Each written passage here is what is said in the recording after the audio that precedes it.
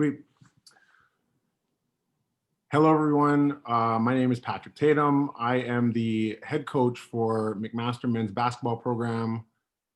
Before we get started, I'd like to do a land acknowledgement. McMaster University recognizes and acknowledges that it is located on the traditional territories of the Mississauga and Haudenosaunee nations and within the lands protected by the Dish and One Spoon Wampum Agreement. It is great to have you guys all tuned in tonight for this virtual webinar.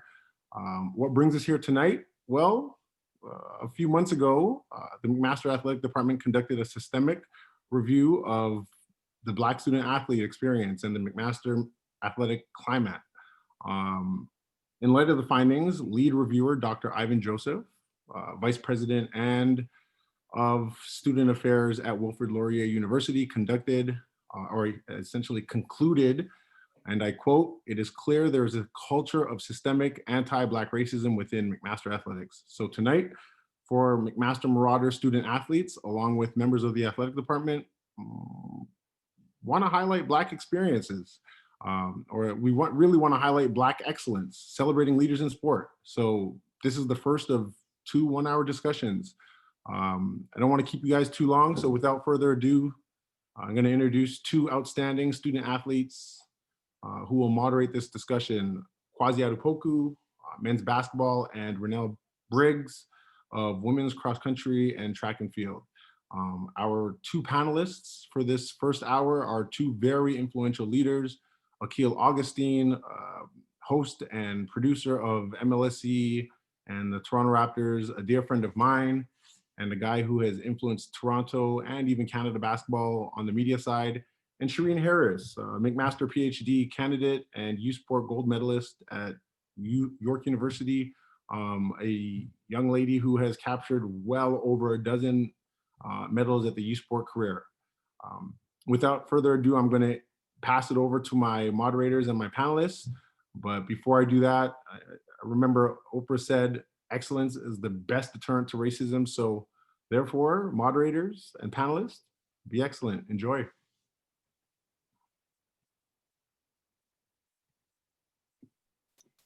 Thank you so much for that amazing intro, PT.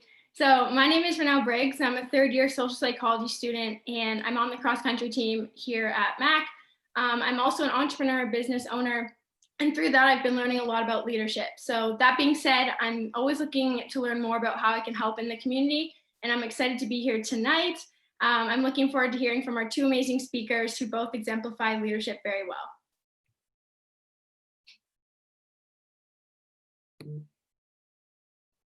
Sorry, that was a Zoom special. I always forget to unclick mute, but my name's Kwasi. I'm a 5th-year kinesiology student. Like PT said, I'm on the basketball team. I also run my own business in my spare time. I love anime. And I just want to really understand how to make a positive impact on my community, coming where I come from. And when I think about this event right now, you know, I really believe that Akil and Sheereen have so much wisdom to share. And I'm just really happy to get this started. And I'm just really happy to help everyone enjoy this space. So Kwasi and I have prepared some questions to ask our 2 panelists today, but if throughout this webinar you have any other questions, feel free to submit them in the Q&A box and we'll address them at the end of the session. And honestly, before we start, you know, before we get into the heavy stuff, I just really wanted to ask, you know, kind of a lighter question. You know, I feel like the way the world is now, you know, we're all just scrambling right before our Zoom meetings. You know, we have these days and then, you know, right behind the screen. So just, I guess I'll ask Akil first and then go to Sheereen. But I'm just wondering, you know, before you sat down to, you know, join and hop in on this talk, you know, how was your day?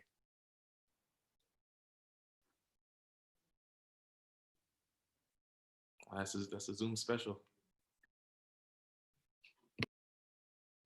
You're still muted.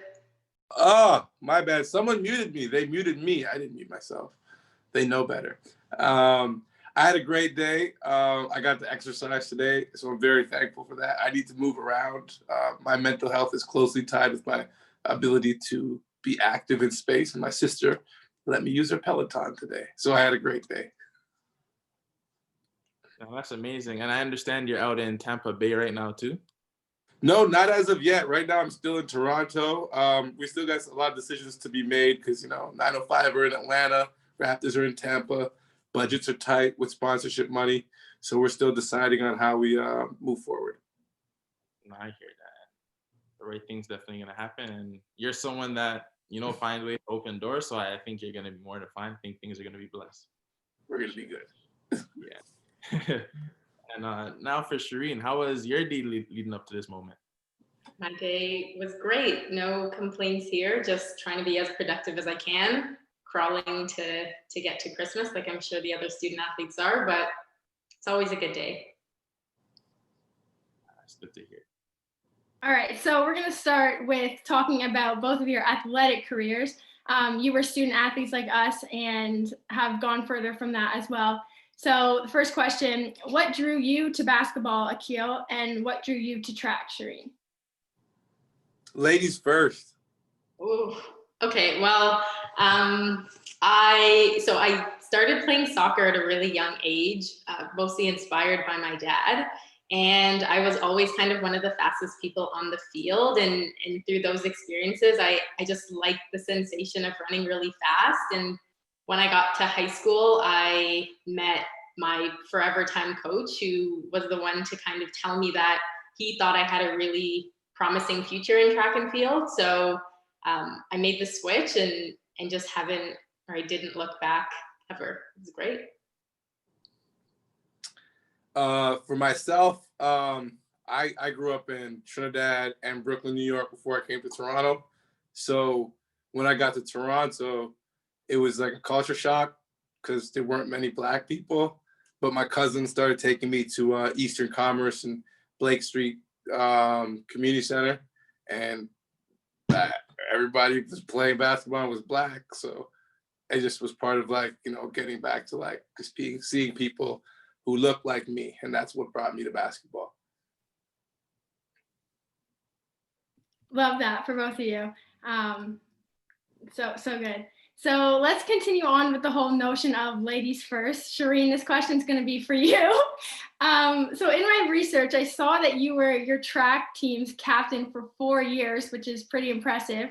What does being a captain mean to you, and how did your role of captain influence your future leadership skills? Yeah, I think being a captain for 4 of my 5 years was memorable, and one of some of the favorite experiences that I have were off the track and the things that I kind of had to do in my captaincy. But the way that I kind of approached it, especially early on when in my second year, I was very average athletically on paper, the way I chose to see leadership in that role was to just provide support for all of my teammates whenever and however that may look. So it took the form of academic advisor. If someone was failing a test or failing a course, I would help people study if that was going to help them. I'd get phone calls in the middle of the night and run over to people's houses. At meets, I would help people plan their race plan and give people pep talks when they need it. I just think, especially in athletics, there's just so much up and down. There's so much that can go right or wrong. Being a student athlete is incredibly challenging, and I just tried to be that person where people felt comfortable kind of coming in and just talking and feeling supported. So I just tried to provide that positive environment as much as I could. Wow, I would have loved to have been a runner on your team. It was interesting. It was fun. It was good. I just wanted to briefly interject. I don't know if y'all watch Scooby-Doo, but my Scooby-Doo ears went up because I had a question for Akil later in the panel, but you started talking about your upbringing in Brooklyn, so I feel like it fits to ask now. One thing I just really wanted to know, especially when you talk about, going from Trinidad to Brooklyn, all the way to Toronto and everything, I feel like you've definitely picked up a lot in that process, and I'm sure, the things you learned growing up definitely influence the leader you are now. So I was just wondering if you wanted to speak to how those experiences and, those kind of moments in your life led to the person you are today. Well, that's definitely a huge part of who I am today. I think we're kind of, as human beings, we're all the same, right? Then certain obstacles or events happen in our lives, and then we grow around those things. And so for me, myself, moving to North America from Trinidad and, my parents leaving me behind, like 6 years old. Those are big transformative events in my life. And those are my traumas and the things that I had to, use to propel myself to where I'm at today. And I remember, like, I don't really read the notes, but I kind of read this question before. And the one thing that popped into my head was just, I think for me, with those events, it kind of, I really believe strongly in story. My archetype is storyteller. So I think for me, that's kind of my story. So the fact that, like, I got a chance to say, oh, I'm an immigrant, not even first generation. And then, like, as a young North American Black person who's engaged in new media and things of that nature, to associate my being with Brooklyn, New York, the birthplace of hip hop, for me personally, one of the coolest places on earth. A brand new city, the biggest city in out of the 5 boroughs. It just lended more to my story. So I think for me, coming here to Toronto and knowing that there's not like a huge Black community with a lot of successes and a lot of things that they can lean on in their story, I got to lean on, being from Trinidad and being, part of the Brooklyn heritage scene. And so I think the one thing I take from that is I would pass on to anyone here is, like, there's always these things in our stories that we can choose to utilize in whatever fashion. For me, it was very obvious, right? Becoming, like, not having my parents and being an immigrant. They're very obvious challenges. And so it's easy to grow around those challenges. But for each and every one of you guys, whether, you come from like a nuclear family, or you have both parents, or you have one parent, or whatever it is, these are the ingredients of your story. And so what you got to do is you got to weave that narrative into something that you could find really cool so that you can enjoy. So when you wake up, you're telling yourself this dope story about yourself. Mine was really easy and obvious for me personally, because Brooklyn to me is Brooklyn's a planet, but like for each and every one of us, we have those elements in our own story. And so that's what I always take from that, is like just crafting a cool narrative about yourself. And that's what Brooklyn and Trinidad gave me. I was expecting a couple lines, but then you just, shocked my foundation there, because you really gave me a lot, and I'm sure everyone watching a lot to think about. I feel like some people in life, start to forget the idea that, they have their own story, they have their own, chapters that are flying them by. So to hear how, you've turned each moment in your life, each moment of adversity into, the person you are, the person who you go on NBA TV Canada after you see the commercial with all the, stars, and you just see Akil running this thing, so I'm happy to see where your story's going. And it also makes me want to ask the next question, just, to build off of that. So I kind of alluded to, you're on the official podcast for the Raptors, you're creator, producer, host, color analyst, that's like a big combo right there. So I'm just really wondering, in terms of this story and this narrative you've built, what key takeaways in terms of leadership can you, reflect on in those experiences? Well, I'll say this, I don't look at myself as like a leader per se, because I work with a lot of people who are producers and who were teachers and who were traditional leaders. And again, there's certain types of leadership that were sold as young people, right? Like certain leaders are like, oh, they're business people and they're stoic and they're calm. And there are a lot of these different personality traits and characteristics and descriptive words. And so I think for me, I never associated myself as a leader because I didn't fit that stereotype. But what I realized is like the things that do fit me are like I was like unrelenting passion and excitement, and like, I chomp at the bit to do stuff and I get really excited. And so I think what I learned in like my career is a lot of people, they can organize things, but they don't really have that spark to start a fire. And I think I have that. And so I think that's the type of leadership. And so we all need to learn that there's different types of leadership, right?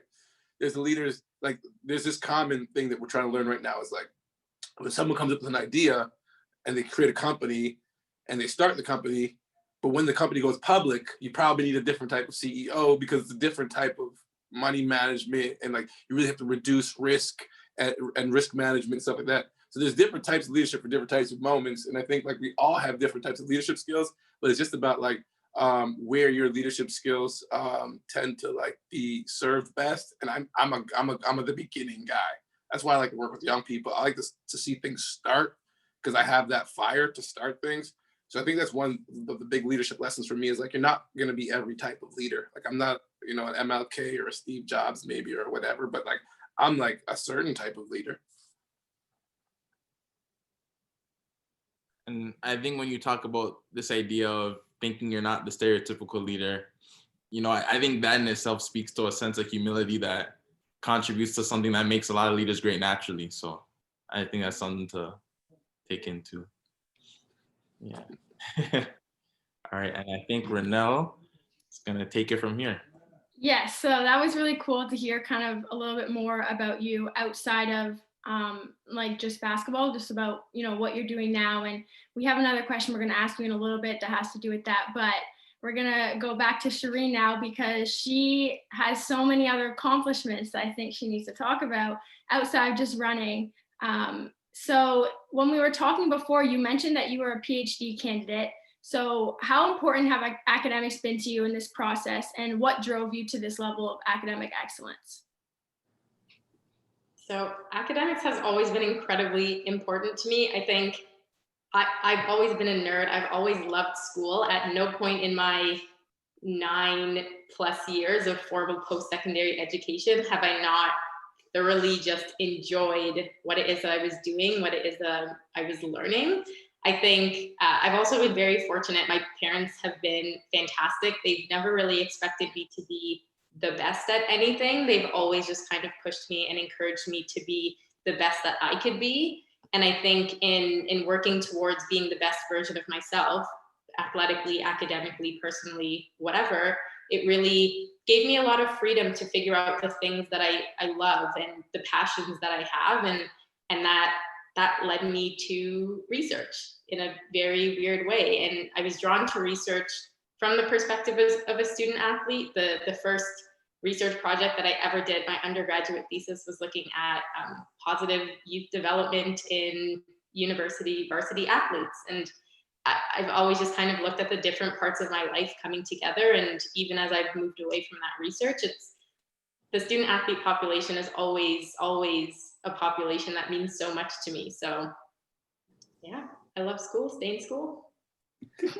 Love that. I think you make like such a good role model for all of us as student athletes, because sometimes it can be hard to balance the two, but when we see that, there's people out there who have been successful in both, it's very promising. That's good to know. And I feel like a lot of things that other students, non-athletes, understand, or they don't seem to understand, is that in addition to your regular coursework, you are still putting in 20+ hours a week dedicated exclusively to your sport. And that doesn't even have to do with travel or mental prep or recovery or therapy or anything. So you really are kind of working 2 full-time jobs. And I think that's such a unique experience and something that should be leveraged as you continue through life.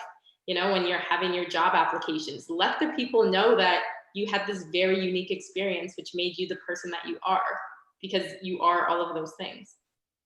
Yeah, you're right. And it definitely, like you said, it definitely would stand out on an application too, just to talk about how you balance both things, because yeah, it's a lot of commitment for both. So I guess now I wanted to redirect that question to Akil. I'm just gonna read a little quote I took from your website. The academic side of me did my research. So just for the people that don't know, if you go on his website, you'll see the quote: "I don't see much point in writing a bio right now because I'm currently attempting to accomplish the things I would like to be able to say about myself."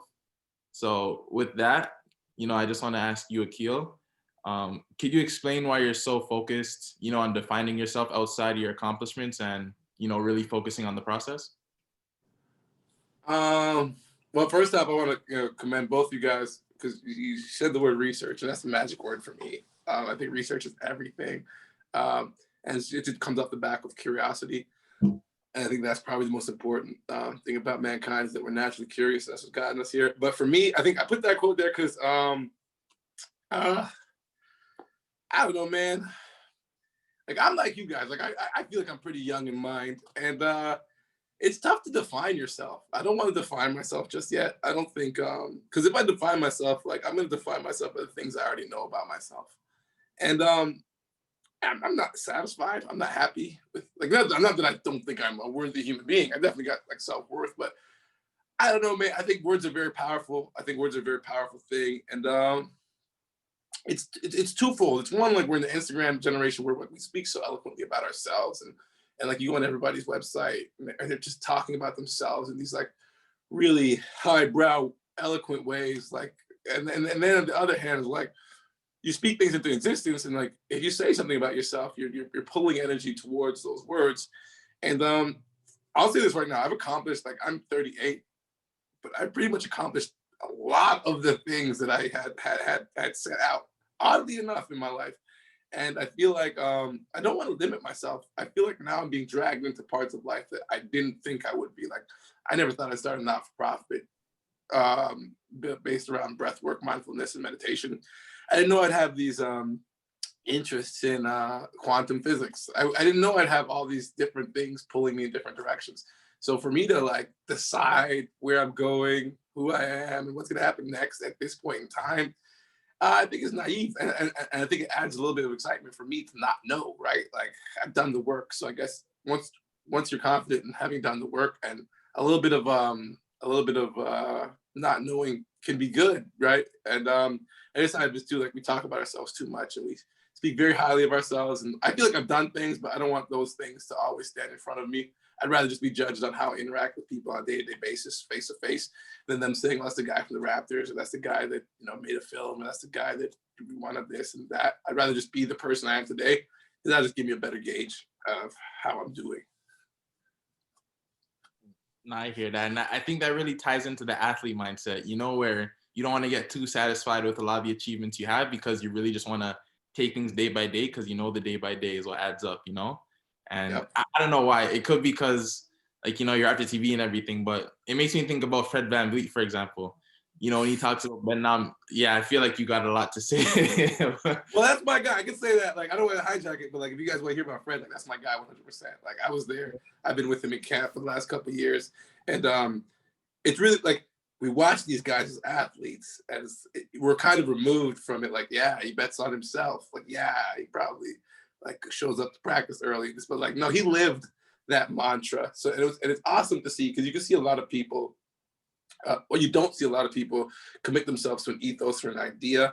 But that's one thing that athletes do. And I think that's one of the reasons why we love athletes so much, is because like they end up doing the thing that they said they'd always end up doing, like, since a kid. But I think Fred lived up to that ethos, and it's affected me personally as a man, and I bet it's affected the city of Toronto and Raptors fans. But I think that was special. I think Fred's special. I think he's a very special guy, and I'm happy to be associated with him and to report on him and to be around him and to have witnessed that stuff. No, that's amazing, because I know for most people here, you know, we saw the 4-minute clip on Twitter of Fred VanVleet really talking about how he didn't get drafted that night, now he's going to bend himself. And, you know, you saw the process. So that's amazing. It was. Yeah. And, all right. So now that we've got some background information on both of you, we want to ask you some deeper questions, the harder questions. Starting with one, this one's going to be for both of you. When did you realize your skin color played a role in your life and career? Ladies first. We're gonna default to that, won't we? Sure, why not? So I feel like it's a really challenging question to answer, because I think I have always been very aware of my Blackness. Both of my parents are immigrants from different islands in the West Indies. My mom was very adamant that both my sister and I learned the national anthem to her home country. I've been to countless like Christmas parties where I've seen Black Santa. Like, I was always surrounded by people, and I always knew my culture, and I knew that I was Black. I think I was fortunate to have grown up in Toronto and then to have gone to York University, which I think looks very diverse. And just because of those experiences, I feel like I've always just existed as a Black person. I feel like for me, when I started noticing my otherness that came with my Blackness was probably when I moved to Hamilton. about 4 years ago. And for the first time in my life, I started being a lot of people's only Black friend, or the first Black friend that they had who they felt comfortable having certain conversations with, which is something that I think is great. You need to be exposed to people. So I'm honored to be everyone's, Black friend. But I think it also opened my eyes to the fact that I'm one of a handful of Black students that have ever been in my department at the graduate or faculty level. I've been to national and international conferences, and I've seen a dozen other Black people. And I think since I've been in Hamilton, there have been more people to just kind of come up to me and touch my hair without permission, just like really weird and interesting, uncomfortable situations like that, which I don't think really affected me or really happened to me as frequently in Toronto. And I think back to a conversation I had a couple of months ago. I think it was April when like the hair salon started closing. I usually have my single braids, and now we are natural. And I was having a conversation with a person who I've known for about 2 years, and they were asking a lot of questions about my hair, because why wouldn't you? It was like 10 feet long and blonde. And then at the end of that conversation, they told me that they preferred my hair natural, which is fine. I think everyone's entitled to their opinion. But then they said that my braids were intimidating and that my natural hair made me look more human. And I think back to those words because this is a person that I've interacted with countless times in a 2-year span. For them to say these things, and I understand that it's not malicious, but then at the same time, like, I've been rolling around with my single braids for 8 years. You know, how many people have seen me and have thought that I've been intimidating or have seen me as less human? And then when you reflect on that, you realize how it can be dangerous. So these are the kind of things that remind me, not that I'm Black, because I'm proud to be Black, I'm very happy I'm Black, but it reminds me that other people will see me as less than or as other than. I just got chills because I literally feel the exact same way as you do. Like growing up, I didn't necessarily experience like full on racism, but it was more like just little comments that you wouldn't really know how to address because the person saying that maybe didn't know that it was wrong, and you didn't want to make an uncomfortable situation out of it, or just like noticing that you're the only Black person on a team or in a group of friends. So I'm glad to hear that I'm not the only one that had that. Absolutely not. We are all in this together in our silent battles. But yeah, that's the reality. That's what happens. Less silence, more battles. So what was the question again? When did you realize your skin color played a role? Oh, well, for me, my dad is a Rastafarian. So back home in Trinidad, there's like a little bit of a class structure, and back in Trinidad, there's like a Black class, and there's like an Indian class, and so my dad being and there's a Black Catholic, there's an Indian class, a Black Catholic class, and then there's like the Rastafarians. So my dad actually left Trinidad and went to Brooklyn and took our family to Brooklyn, New York, because as a Black Rastafarian in the dominant, like West Indies is predominantly either Muslim or like Catholic, he wasn't welcome.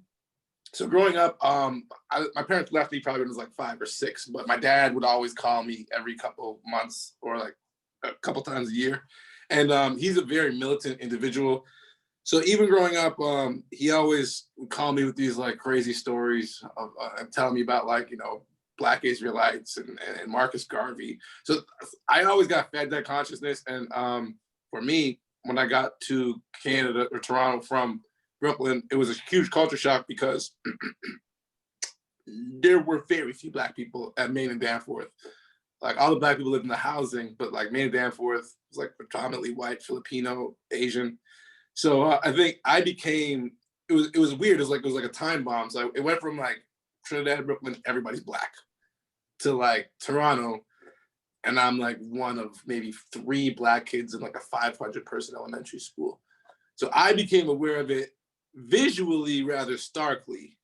But I think, and again, there's all types of privilege. I think for me, I was very fortunate that I'm a very gregarious individual, a very outgoing and high energy. And so it made it, and I'm very outspoken. So it made it hard for certain types of racism to be conducted around me. So like, I'm very conscious of structural racism simply because of a lot of the individuals that I was fortunate enough to be around as a young man through basketball. You couldn't really try a lot of like physical intimidation or word racism because I grew up in a pack of young Black men from Payton to F with, and we all worked together. But I think when I landed in Canada, seeing what Toronto looks like as opposed to Brooklyn and Trinidad was like when I realized I was really different, but I was prepared for it from my dad's storytelling.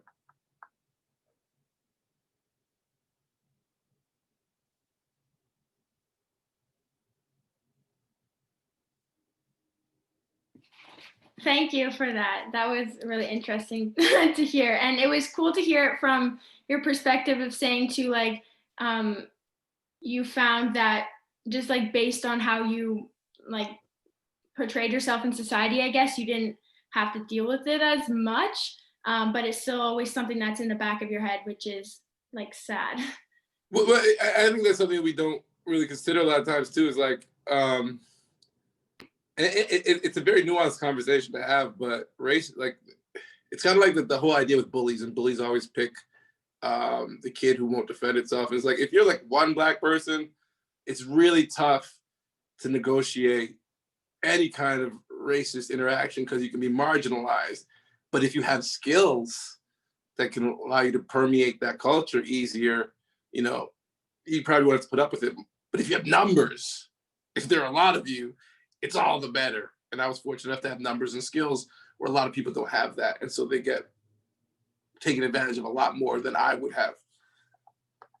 Yeah, I feel like you're right. Like the community part too, just having that group of people to surround yourself with makes it less likely that somebody is going to go after you. Learned that in psych.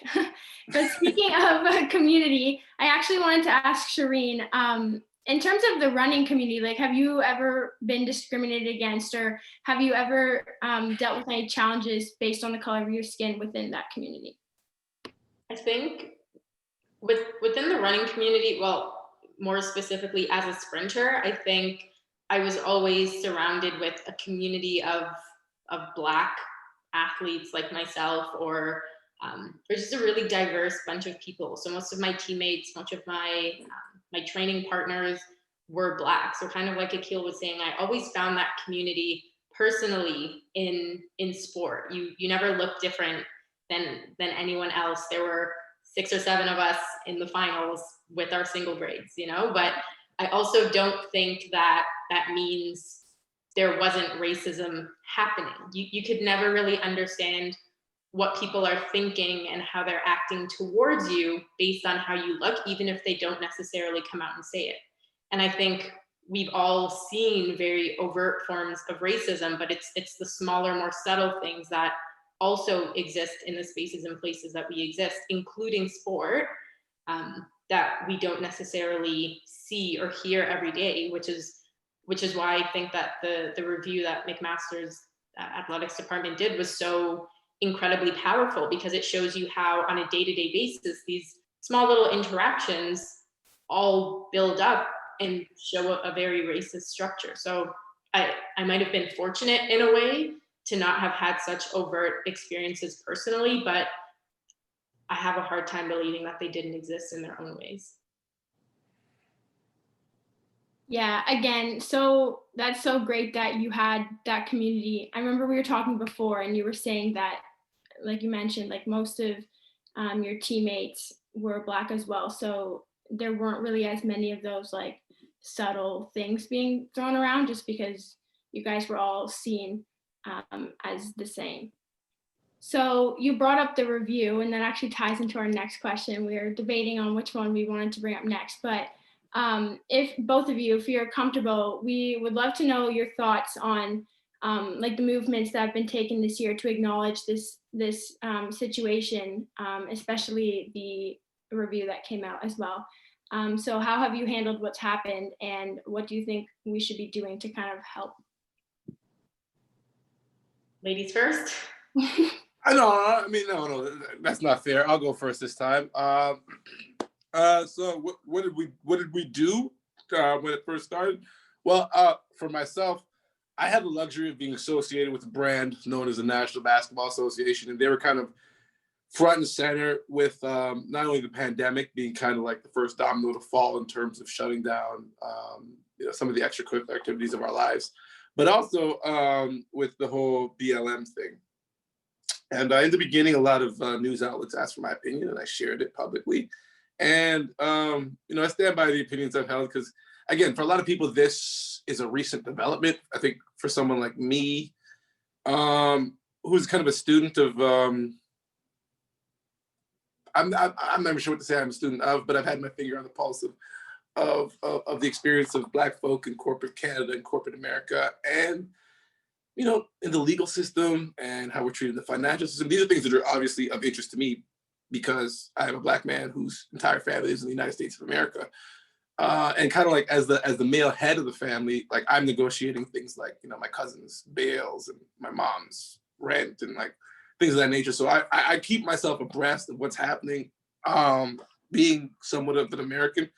So I was able to provide some insight to some of the news networks. And then as it progressed, obviously, he wanted to see what you could do as an individual to kind of help alleviate a lot of what's happening. A big differentiator, so this is a big question for me because there's a lot that goes into this whole fallout of what happened this year. So again, so initially I was being asked my opinion, and I shared my opinion. Of course, I tried to move my opinion to space, and I'll share the opinion that I originally shared when I was asked to speak, which is, I really feel like this is a rising of human consciousness, and that what we're recognizing here is there are structures in place that are somewhat ancient, and they're built off of an old paradigm. It's a white, male, patriarchal, sexist system inherently.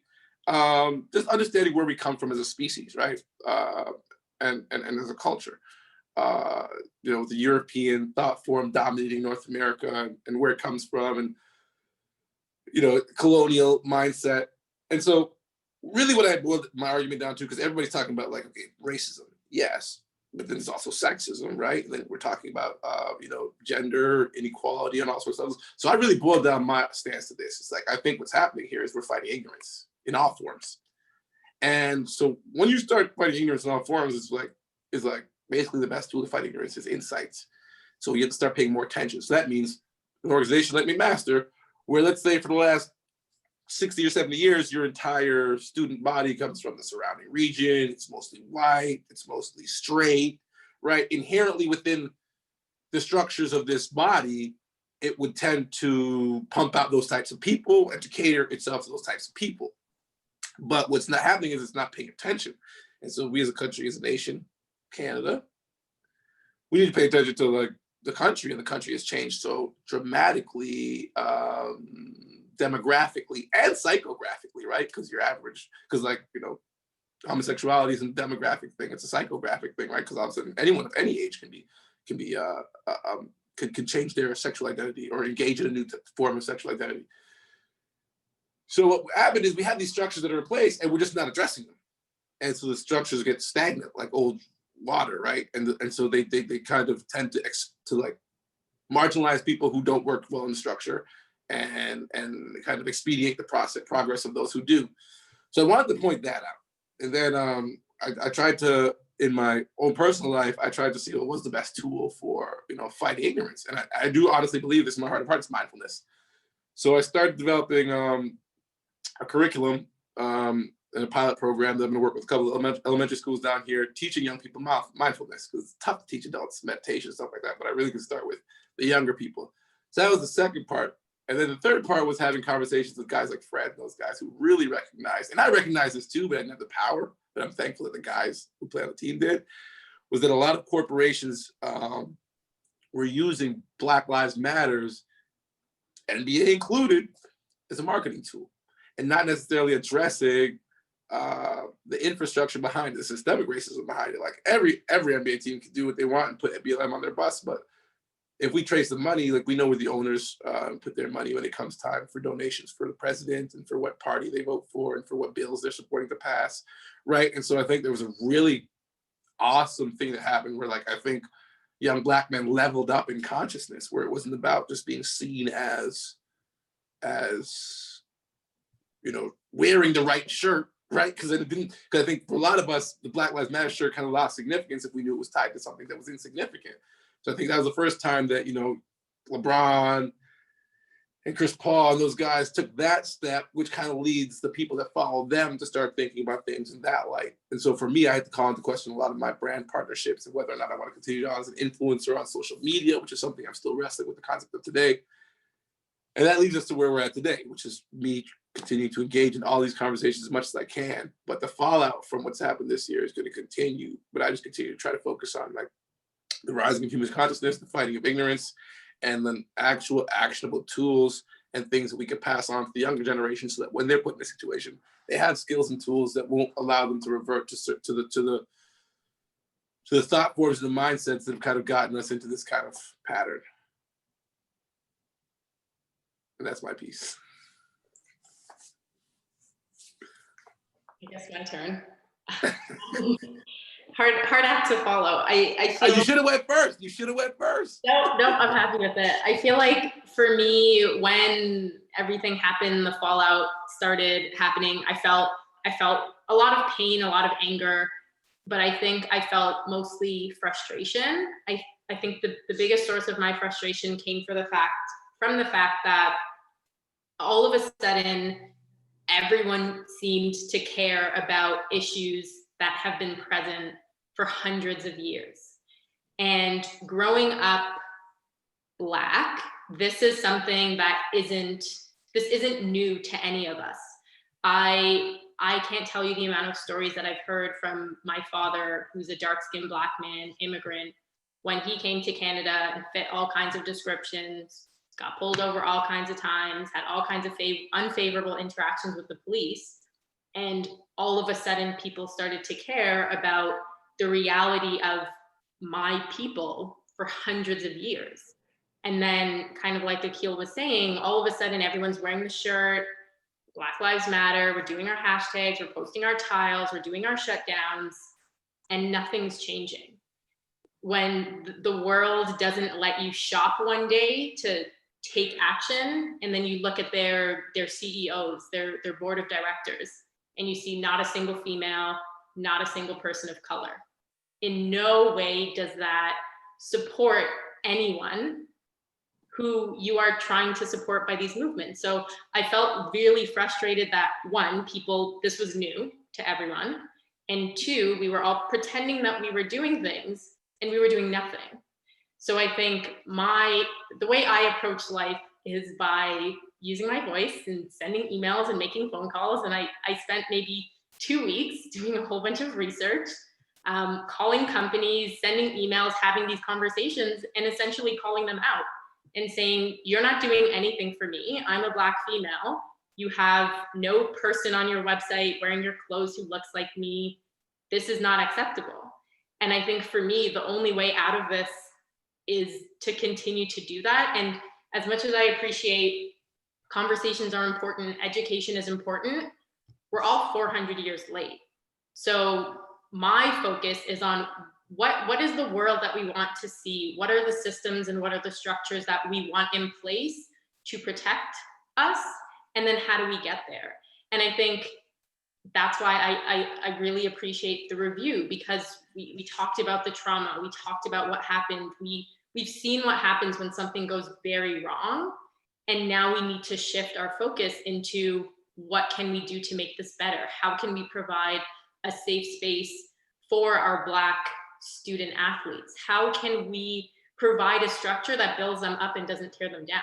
And I think those are the questions that we need to continue to ask, and that's where the conversation needs to move at some point. And I know that it's not a change that could ever happen overnight or in a couple of weeks or even with a couple of hires, but I think there's a culture, there's an environment, and that's what we need to dismantle and build from the bottom up.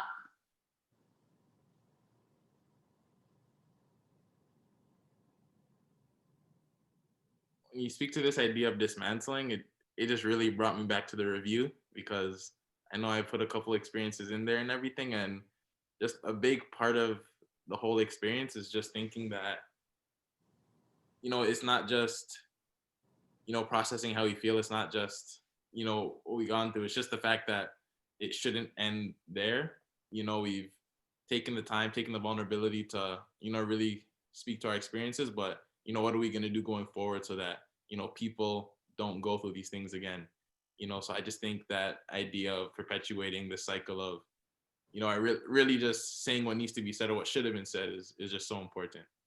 Yeah, and I think nothing's going to change until we actively take the steps to change these things that are broken. And in reading the review, I think something that stood out to me was the fact that there doesn't seem like there's an appropriate channel of reporting these sorts of incidences to anyone. So we have this system where, hey, come play for MAC. This is great. Wear our stuff, rep our school. We're going to make you a better human out of it. You're going to be a great student athlete. You're going to get a great degree from a great institution. And then we just completely drop the ball, where we need to work on developing these people as people. And in order to do that, we need to treat people like people, which means that if someone feels uncomfortable or if someone has been discriminated against, there needs to be some kind of system in check to make sure that something can be done, because that's not happening. And I think it goes back to this idea of the whole structure. Like, what does it look like? Who reports to who? What needs to happen when there is this incident? And then who's going to hold people accountable? And I think what's very evident from the review is that there doesn't seem like there's been a lot of people to be held accountable, which needs to be dismantled. And then we need to build a new system where there's a very specific hierarchy and there are people who are put in place with the purpose or the task of holding people accountable to create a safe space for student athletes. Like, I think the admin and the staff, they work for you guys. They are there to help you athletically, academically, personally, whatever. And so we need to figure out what that looks like and how we can get to a place where you are the priority, the student athletes are the focus, and everything else, the records, the medals, the championships, is just a bonus, because you are it, is I think the point that should be happening. Just when I think to your experiences as a student athlete, I think you're just someone that has lived the life, has seen all the successes from that life, and just wants to make sure that, those who come after you and those who keep on coming, because, the student athlete cycle keeps on going. You just want to make sure things are all right and things are just a lot better than it was when you first touched down. So I definitely hear that. I also think, like, take it from me as someone who is 5 or 6 years out of sport, medals are great, records are great, championships are great. But when I think back of my experiences as an athlete, it's the practices that I remember. It's the workouts and like lying on the floor with my coach kicking my shoe because I just refused to cool down. Like, those are the things that I remember. And when, regardless of what your athletic success is, you want to remember that you had a great institution that you're always going to speak highly of, and you have all these experiences and you had a great experience. And if you're not getting that experience, something needs to change. Yeah, the experience is part, because end of the day, like, I think when Akil talked about us having stories, it's a lot of the experiences that we take with us and the things we went through. So that's definitely a valid point. But I'm getting aware of our time and we have some really good questions. So I'm just really trying to, make sure we get to them. You said a point about hiring people for, certain positions to make sure that, underrepresented populations could, feel heard. And I guess when I think about Black excellence in leadership, I think this is a topic that, it's a tough one, but it can't be left out of the conversation. I want to talk about the idea of tokenism. The idea that, having a certain position or a certain role is just meant in part of a larger diversity stunt. And I think, as Black people just really trying to achieve excellence, that's something that can often undermine, our accomplishments, our grinds and everything. But if you're both comfortable, I'm just wondering if, you've both had or felt experiences like this, and, how you think this impacts or potentially invalidates Black leadership. I can speak directly to tokenism, but what I want to speak on a larger context and say this. Like, you guys come from very different generations, so it's like, I think right now what we're trying to do is eradicate a lot of the mistreatment, a lot of the things that we don't deem as good from the workplace and culture and so on and so forth. I don't come from that time. I come from like the year 1998, like 2000, 2002, where the racism was rampant. You couldn't wear sneakers to work if you were Black. And I'll say this, like, I was a token. When I first got on TV, NBA TV, I was the Black guy. They got me in NBA Excel. I did all the Black stuff and blah, blah, blah. And it's a double-edged sword, because I'll say this. I played up to the role, but I also superseded the role, but I wouldn't have got in without the tokenism, right? I wouldn't have gotten in without them not understanding Black culture, but then still wanting to pander to it and to tap into that market. But I look back on like what I was able to do, like, I was able to help Vi start Hoop Factory. I was able to bring Dwayne in to start producing everything for MLSE. Like, Charlie's now shooting for the Raptors. We got tons of people in the building. Like, we've pretty much taken over the digital marketing media side. Like, our people are starting companies. And it's all the strength of just us getting our foot in the door. So again, I'm always conflicted about about eradicating anything or starting something. It's just like this. Like, the landscape is as it is. This is what I always confront. The landscape is as it is. Tokenism exists, racism exists. It's like, okay, what do you want to get out of the situation? For me, it was, okay, our people need to move forward. We need to put our people in places of power to further the culture, to help the people, to feed kids, whatever have you. So whatever you can utilize, and I'm not speaking on behalf of tokenism, but I also don't want people to be out there and like more so just be armchair revolutionaries, as opposed to just going through the brass tacks work of breaking down these assumptions and structures on a day-to-day basis, as opposed to like from a tyrannical protest like stance all the time. Like, sometimes we just need to walk into the building and dismantle their perceptions of us. And tokenism can work to that, right? You just gotta get your foot in the door. And it's not for everybody, but for some of us, we just gotta like find the racists, talk to them, and convince them otherwise. And there's some tough ways to do that not everyone likes. But for me, I used even the bad stuff to my advantage. Being incredibly mindful of time. I feel very similarly, but I think when it comes to things like tokenism and it comes to things like diversity hires, the same way that people who look like us were not afforded certain opportunities, why would I ever say no to an opportunity that was presented to me because of how I look?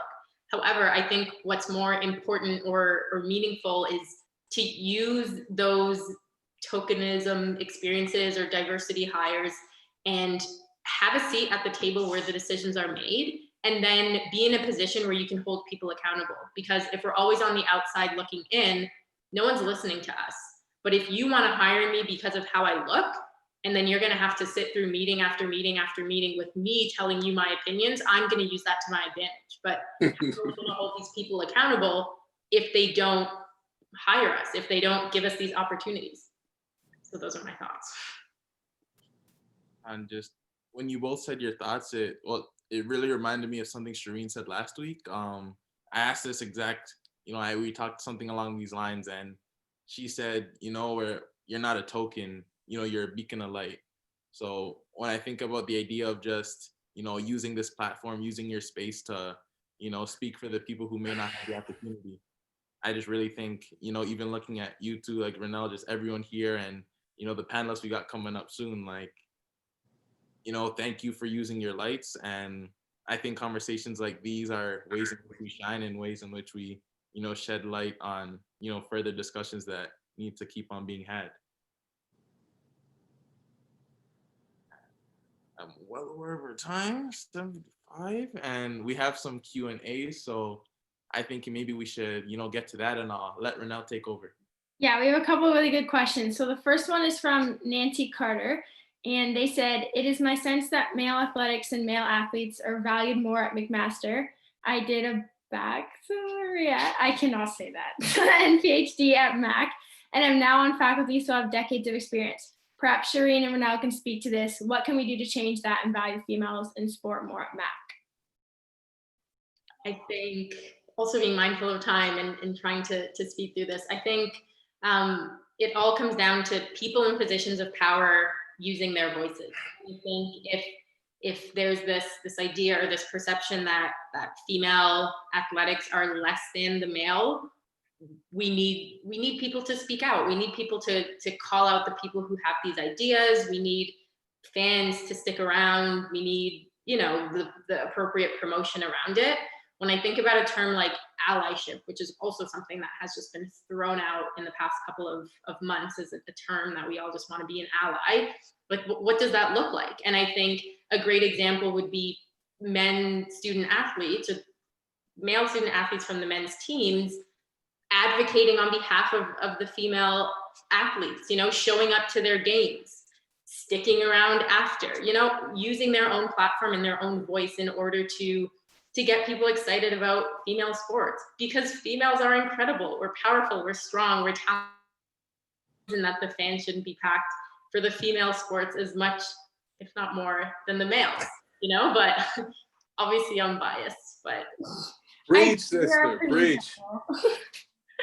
There's small things that can be done, I think. Yeah, I was gonna say along the same lines as you, and I think almost the bigger issue is this like feeling of inferiority all the time. So even if we have the same opportunities, like it never really feels like it, always feels like we're inferior. So I think just kind of breaking that barrier and making it feel more equal will be a big help. For sure. And I'll let Kwasi do the last question.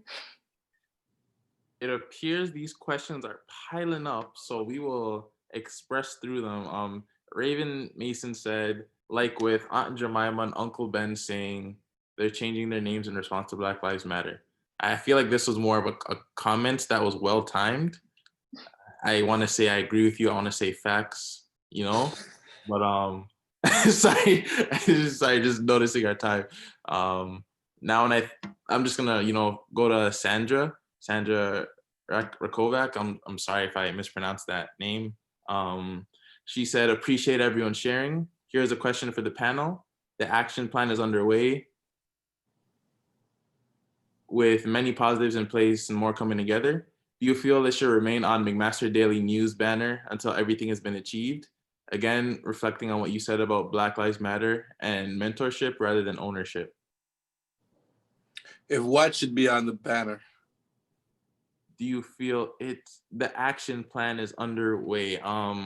I'm assuming by action plan, they just mean a lot of the steps our school is taking to combat systemic racism, just for some context. And are on the banner? And McMaster Daily News is basically the banner. Yeah, and I think it's just a headline and everything. Oh, I mean, why not? It seems like a relevant issue.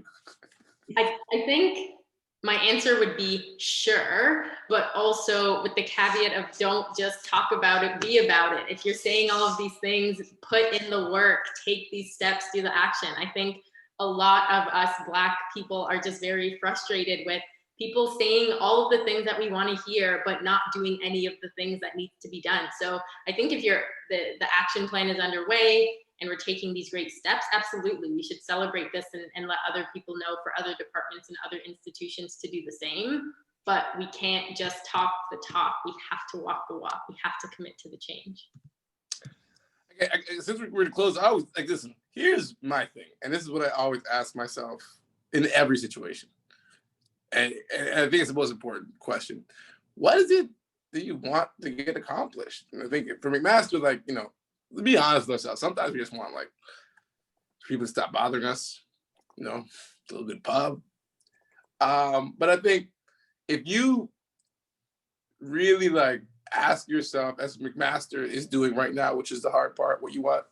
I mean, if you don't come up with an answer that excites you about the future, then whatever you're doing isn't going to work.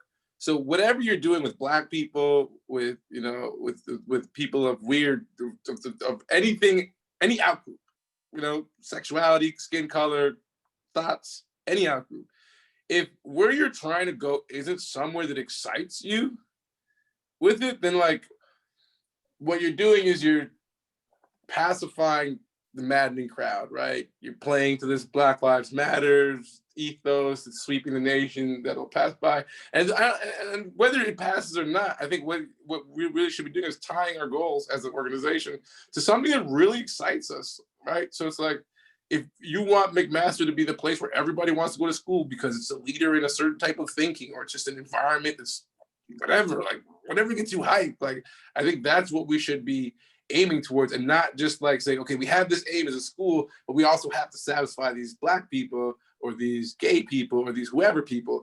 Whatever happens next, it's got to be a vision that, you know, unites all the stuff you're doing, and you got to be excited about it. So whatever you get out of this research and out of these questions, whatever at the end of the day it is it's got to be something for the future and something that's exciting. Because I mean, you can't sell school without those two things.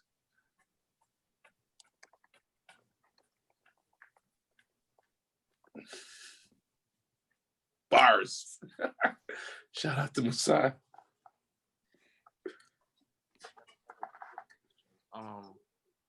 I'm just aware of our time, so I just really want to respect, you know, the upcoming session we have, because we have some great people. I just quickly want to take the time to say thank you to Sheereen and Akil, and sorry for the questions we could not answer.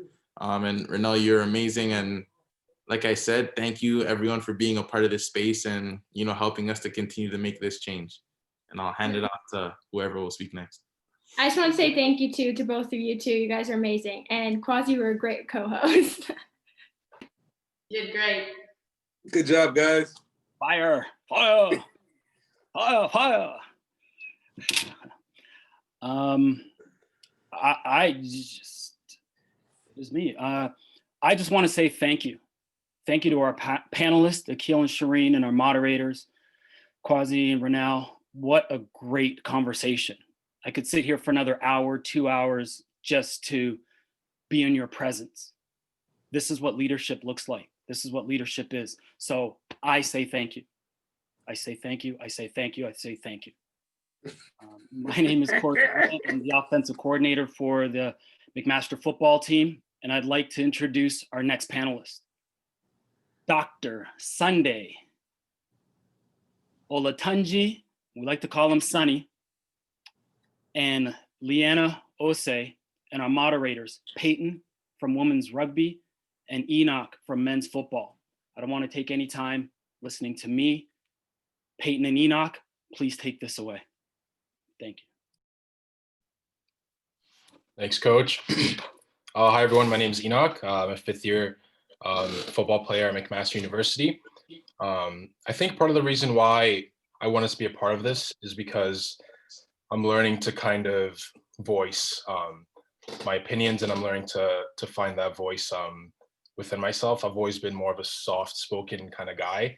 And with a lot of the conversations we've been having, I find that, you know, I'm maturing a lot as a person. So I'm definitely excited to be a part of this.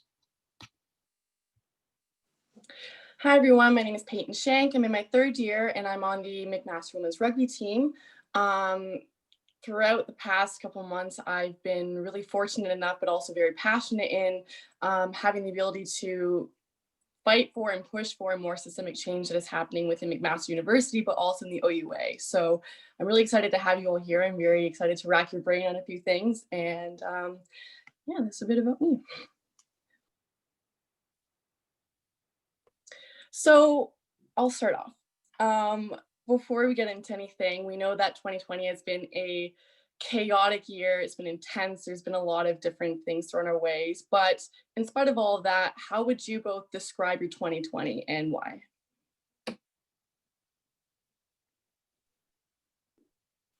Hey guys, how's it going? I'm really fortunate to be in front of you guys today. You could call me Coach Lee, or refer to me as Coach Lee. My 2020 has been, I'll use the word tumultuous. It's been a little bit of a roller coaster.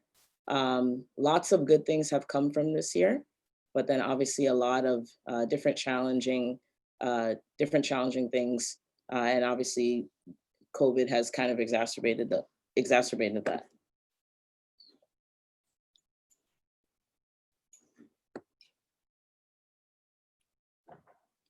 Sunday? I think I'm having some Zoom issues. You're gonna have to repeat that question for me.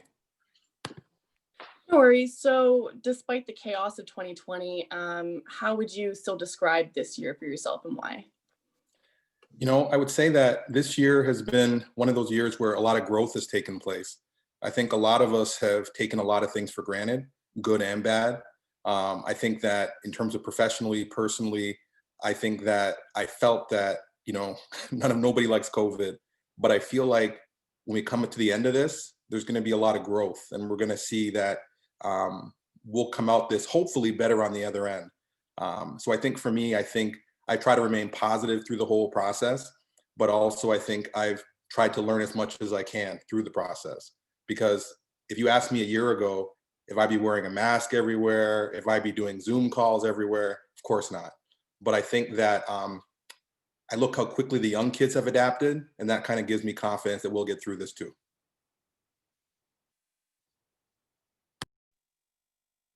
Okay, thank you guys for that. Okay, I think we're gonna dive right in. I'm excited to ask you guys some questions. So if for the audience, if you guys don't know, so Sonny is actually an alumnus of McMaster. He played football here, and then Coach Lee is an alumnus at the University of Miami, and also Laurier, I believe. So my first question for you guys is, what drew you both to your respective sports in the first place? Kind of what ignited your passion? Ladies first. Thanks, Sunday. Appreciate it. So my profession or like my passion of my sport, basketball? Like what got you started playing basketball? How did you first get involved? Well, I grew up in the Jane and Finch area. My mother, who's Ghanaian, immigrated into the country to kind of give you know, her children a better opportunity. So being born here, I mean, and growing up in a tough neighborhood, there really wasn't much to do. And so naturally, I started to look at sport as one of those avenues. And you know, when you're in the neighborhood, it's like you got basketball, you got soccer, so you kind of make a decision. So I played both, and then eventually started playing basketball a lot more. Honestly, it became one of the safest things I could do, where I could also like meet new friends, let out my competitive fire. I was always the only girl with the guys as well, and so I was always kind of being challenged in that kind of mind frame. Ooh, it was my light. I'll get that in a little bit. But I would also say, with coming from a traditional African, West African household, like my involvement in sport wasn't accepted, and it wasn't something that was condoned either, because you know, I was supposed to be washing dishes. You know, my mom, when she wasn't doing her factory work, she was like the neighborhood hairdresser. So we'd be standing in the kitchen doing hair, and I'd be braiding the end of the extensions. So I think it was also my way of trying to forge my own path outside of the ones that were kind of pre-described onto me because of the traditional outlook of my home. But I mean, the sport, I tell people this all the time, basketball saved my life, you know, multiple times. And so it was something that really kept me going. You know, a lot of times in my life, I've only had my faith and I've had my love in the sport. And so I'm just blessed to be able to do it now. I think for me, football came second to soccer. So I first started playing soccer for many years, play a little provincial soccer. And then my high school coach, football coach, played a big impact in my life. As same with Leanna, sports was important, but not that important in my house. So it was kind of me pushing things forward. My parents were all about school. In a West African home, everything is just the same thing. It's either doctor, lawyer, engineer. That's all you hear for your whole life. So I think for me, that's all I heard. So it's actually funny. When I graduated from high school, my parents asked my football coach why they never signed the waiver for football, because technically I wasn't allowed to even play high school football. So in grade 10, playing soccer, my football coach was our gym teacher, and he basically got me on that path. And he was saying, you're fast and you're strong and you're going to like this. And I'll be honest with you, I didn't like getting hit. And I think with football, it's kind of a weird thing where it takes you a while to get used to that. Some are hitters, some people deliver blows. So I think my coach was there in terms of life. He told me that you got to deliver the blows. You can't accept all the blows. And I think those are one of the things that really stuck with me. And that stuck with me with football, is that is one of the few sports where you can deliver that blow. And in life, I think a lot of times we take a lot, but it's one of those things where you got to grab what you want, and I think football is kind of like that extra yard, that extra sack, whatever you're doing, whatever side of the ball you're on. I think that's kind of what drew me to football, and the camaraderie. Like, I still communicate with some of these guys, and it's been how many years since I graduated. And I think that's one of the things that sports in general draws you to, but football is different in the sense that you have so many people on that team. And I could name everybody I played with. I just have a memory like that sometimes. And I think all those guys are my brothers. And I think I really appreciated that. That was one of the things that brought me to do this, because I really do feel like I owe those guys that. So anyways, that's what football meant to me and why I was drawn to it. Can I build on that a little bit more? Yeah, go for it. Love for the sport. When you're coming up and all you see is like hardships, and you get something and it's preached to you that this could be your way out, that's also a really good incentive. And so I held on to that dream and to that vision of getting an education that was paid for, that could lead me to something else. And fortunately enough, that was able to happen. But that is a heck of an incentive to try to see that kind of future come to fruition. Yeah, and I just want to highlight some of the things Sunny was saying. Like, I feel like that sense of family, I've never really had that within any other sports that I've played except football. And even now, like the conversations that we have within our locker rooms, like these very same type of conversations that we'll be sharing with you guys. We've opened up we've spoken about everything, color, race, all that within the locker room. And I feel like it's really propelled kind of that brotherhood. So I feel like it's been a really safe space for everyone. So that's another way football continues to impact my life till today. I'll also tie on to some of your points that you made, in that the sports that you played have given you the opportunities to keep going, to push for what you're doing today, and what you've accomplished, and it's kind of helped project you further in life. And with that, I completely understand, in which even some of the stuff that I'm involved in, I wouldn't have been involved in had I not been on the rugby team here. I wouldn't have my foot in the door, and it's a benefit for us, but at the same time, it's difficult, because if you're not in that comfortable almost bubble of a team that you're on in the athletic environment, it's almost difficult to kind of find your way in, to work your way up. But here you're almost elevated and you have so many people to support you. So it's amazing to see how much sport can actually impact you, not just in athletics, but also in life and later on in life to come to. So something that I want to ask both of you really actually is, how do you know that what you're doing is important? Obviously, you're both doing very important work, but what is it that actually offers you reassurance in the fact that you are doing something that's important and worthwhile and making a change in people's lives? To me, it's seeing the athletes that I work with succeed in their short and their long-term goals. Looking back on my relatively short career as a coach, I mean, I've been through the transition of working with kind of athletes, boys, girls, all ages, and whether it's like a skill that they're trying to refine, like maybe it's a technical aspect of the shooting form, maybe it's receiving athletic scholarships based on the work that they're putting in kind of around those hours, so that they're performing when they need to. It could be scoring what you need to kind of on your SAT. Like, I find the most joyful moments for me are when I see the athletes that I work with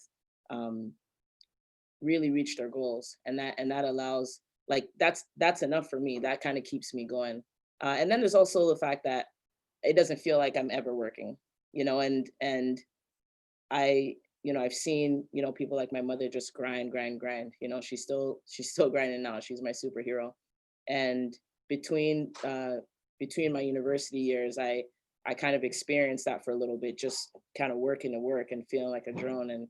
And one of the things that gets me up and moving is, like, I have this I have this get to mentality. So I don't have to get up for work. I get to get up for it. You know, I don't have to teach.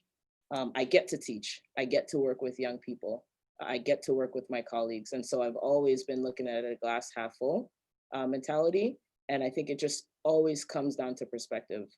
I was taught really early on, you know, if you're telling yourself a story as a victim, it's not going to get you anywhere, right? And so when you put things in perspective, you're always going to be someone that is privileged to an extent relative to others.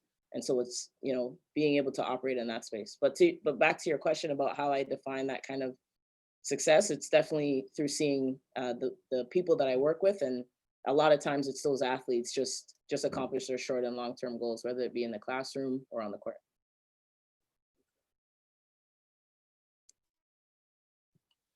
I would say for me, it's kind of twofold. I think the first fold has to do with my patients.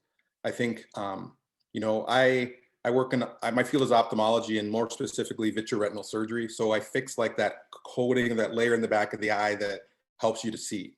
So a lot of times people come to me without being able to see at all. So I guess you get some satisfaction about restoring vision. That to me is a big thing. But I think the other thing that I feel like it's really important to me is just seeing people around me in your sphere, because you don't realize how large your sphere is, and you don't realize who's watching you sometimes. And I've had a lot of friends, family members, you know, cousins, just people around me who have pursued medicine because they saw me do it, have pursued a lot of things in life because they saw me do it.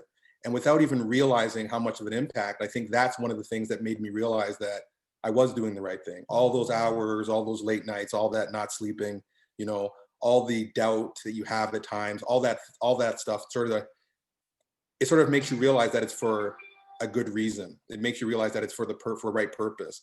And I think whatever you do, like what Leanna said, I don't feel like I work. Like when I go to my office and I'm seeing 40 patients a day, I don't even think about it. When I'm in the OR, I don't even think about it as work. I think about it as just something great that I get to do that luckily I get paid for. And I think that's one of the things that really has really stuck with me, and it's really made me realize I made the right choice. The other thing I think that I can add to that too is just the relationship with my patients. My patients tell me things they don't tell their own families. And because of the nature of my specialty, I see people like every month, every 4 to 6 weeks. So we see them more than even their family doctor sees them. So I've had situations where, you know, that would blow your mind, patients that are living in environments that, you know, are just not good for their health, or patients being abused. And I think that, you know, when I can see myself being able to help in those situations, besides just my surgical talent, whatever else that I'm doing, I think again, that just reinforces that I made the right choice. And I think it kind of makes you humble, right? Because you kind of realize that you get the opportunity to do these things for people. And it's not like about you. And I think that's one of the things that has really shown me that this was the right place to go. But I do take my role as a mentor more seriously now. I think I'm trying my best to be more upfront with it versus it being just a subtle thing where people just see me. I think now is time for me to start talking. And this is part of the reason why I joined this talk today too. Yeah, thank you guys so much for that. You know, and I feel like it goes without saying that you guys have gone through a lot of challenges and have overcome that. And that kind of transitions to the next question I have for you, Coach Lee, is what are 1 or 2 unique challenges that you face in your profession due to that intersectionality of you being both Black and a woman? And this is actually something I'm looking to write a paper on in one of my classes, is that, you know, Black women face kind of these novel challenges that no other group faces because they are not just one of either, right? They are kind of their own unique category of personhood. And that's something I'd like to hear you address a little bit within your professional career.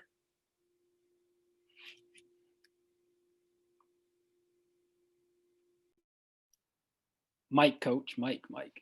My bad.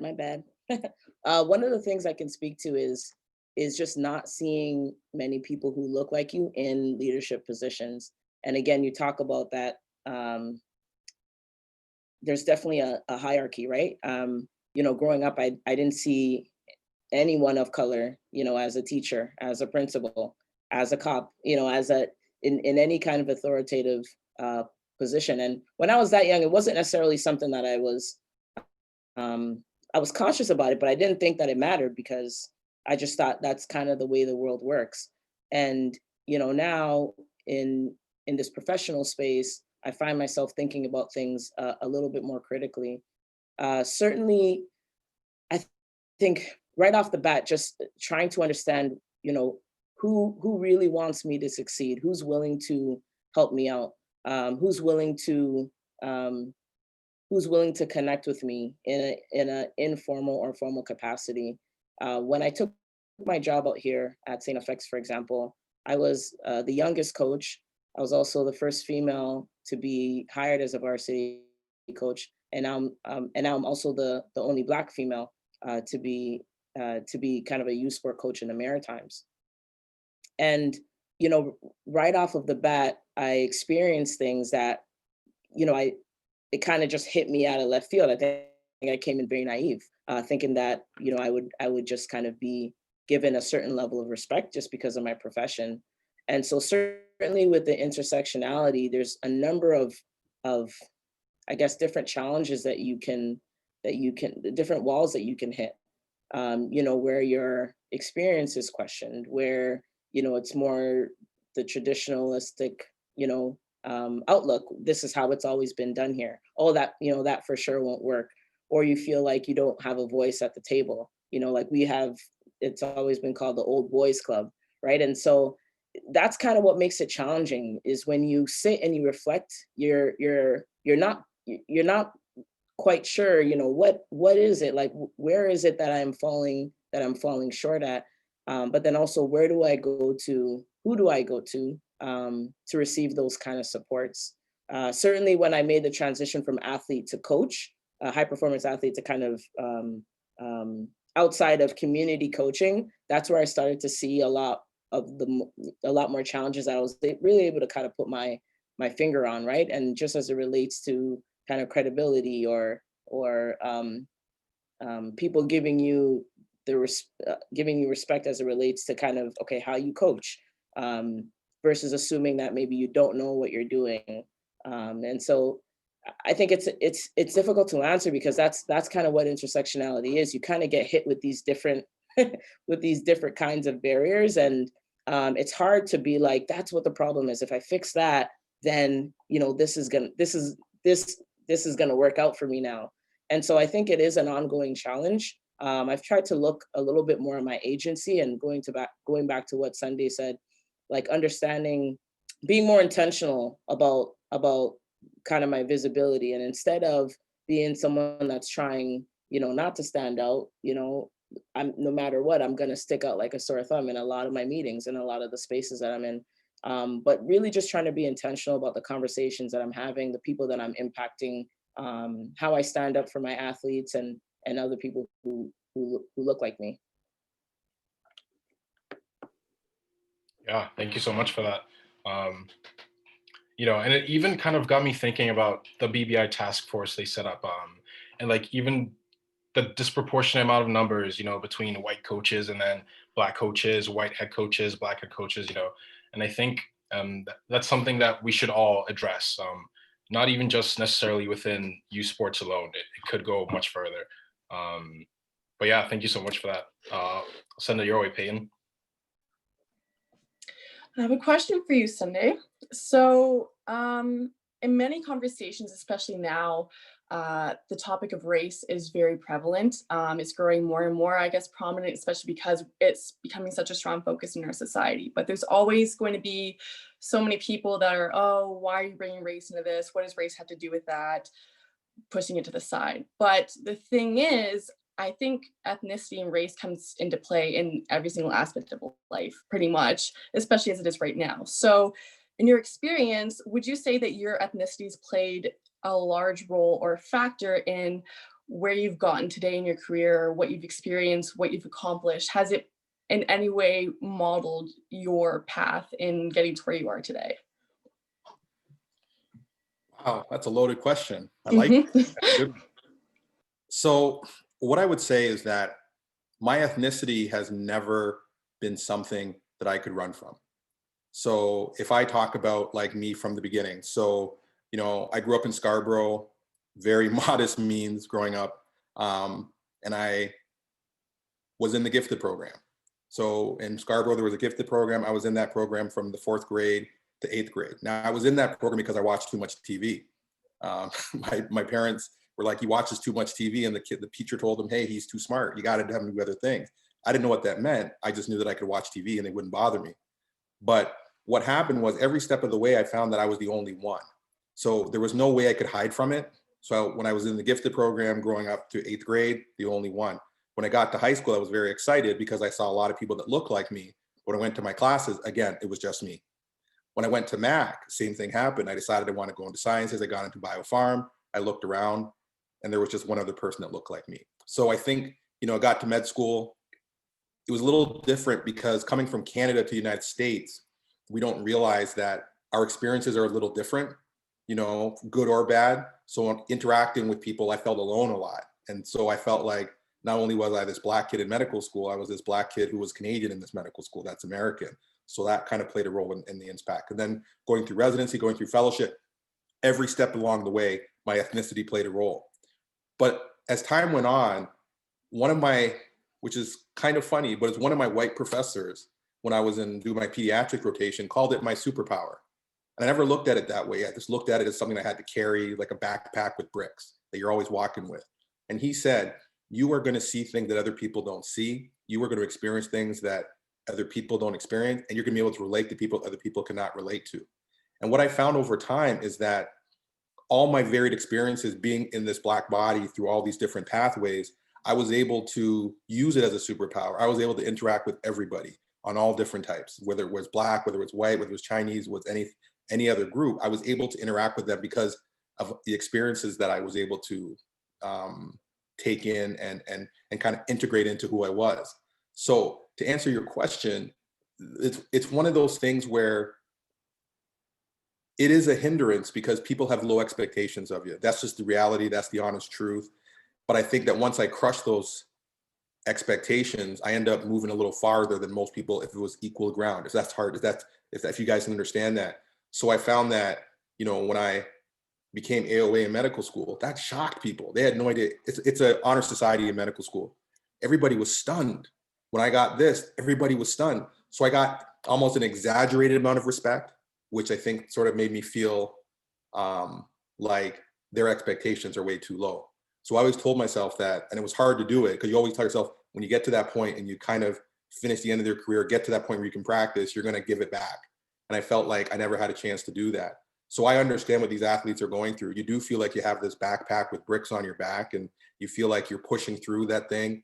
And there's always this thing where I always tell my kids, I always feel like I want them to be their authentic selves and not have to wear a mask. And I feel like sometimes you have to wear the mask so you'll be accepted.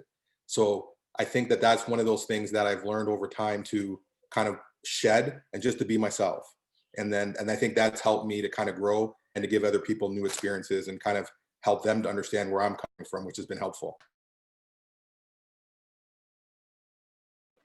Thank you. That's very interesting. I like how it was referred to as being a superpower instead of, something that you just kind of have to put up with. And despite the issues that come with it, you just kind of have to keep moving forward. Because I feel like by putting it in that sense, you kind of go, well, now I have all this potential that is already instilled within me because of X, Y, Z. Now I can use it to the fullest to help others to keep pushing myself forward instead of, well, this is kind of the crappy situation that I'm stuck with. So I'm just going to hope that I can achieve the bare minimum in spite of this. But with that, you actually utilize what you already have within you and projected it even more amongst a million other people. And you've inspired so many other people because of that. So that's really interesting. Thank you.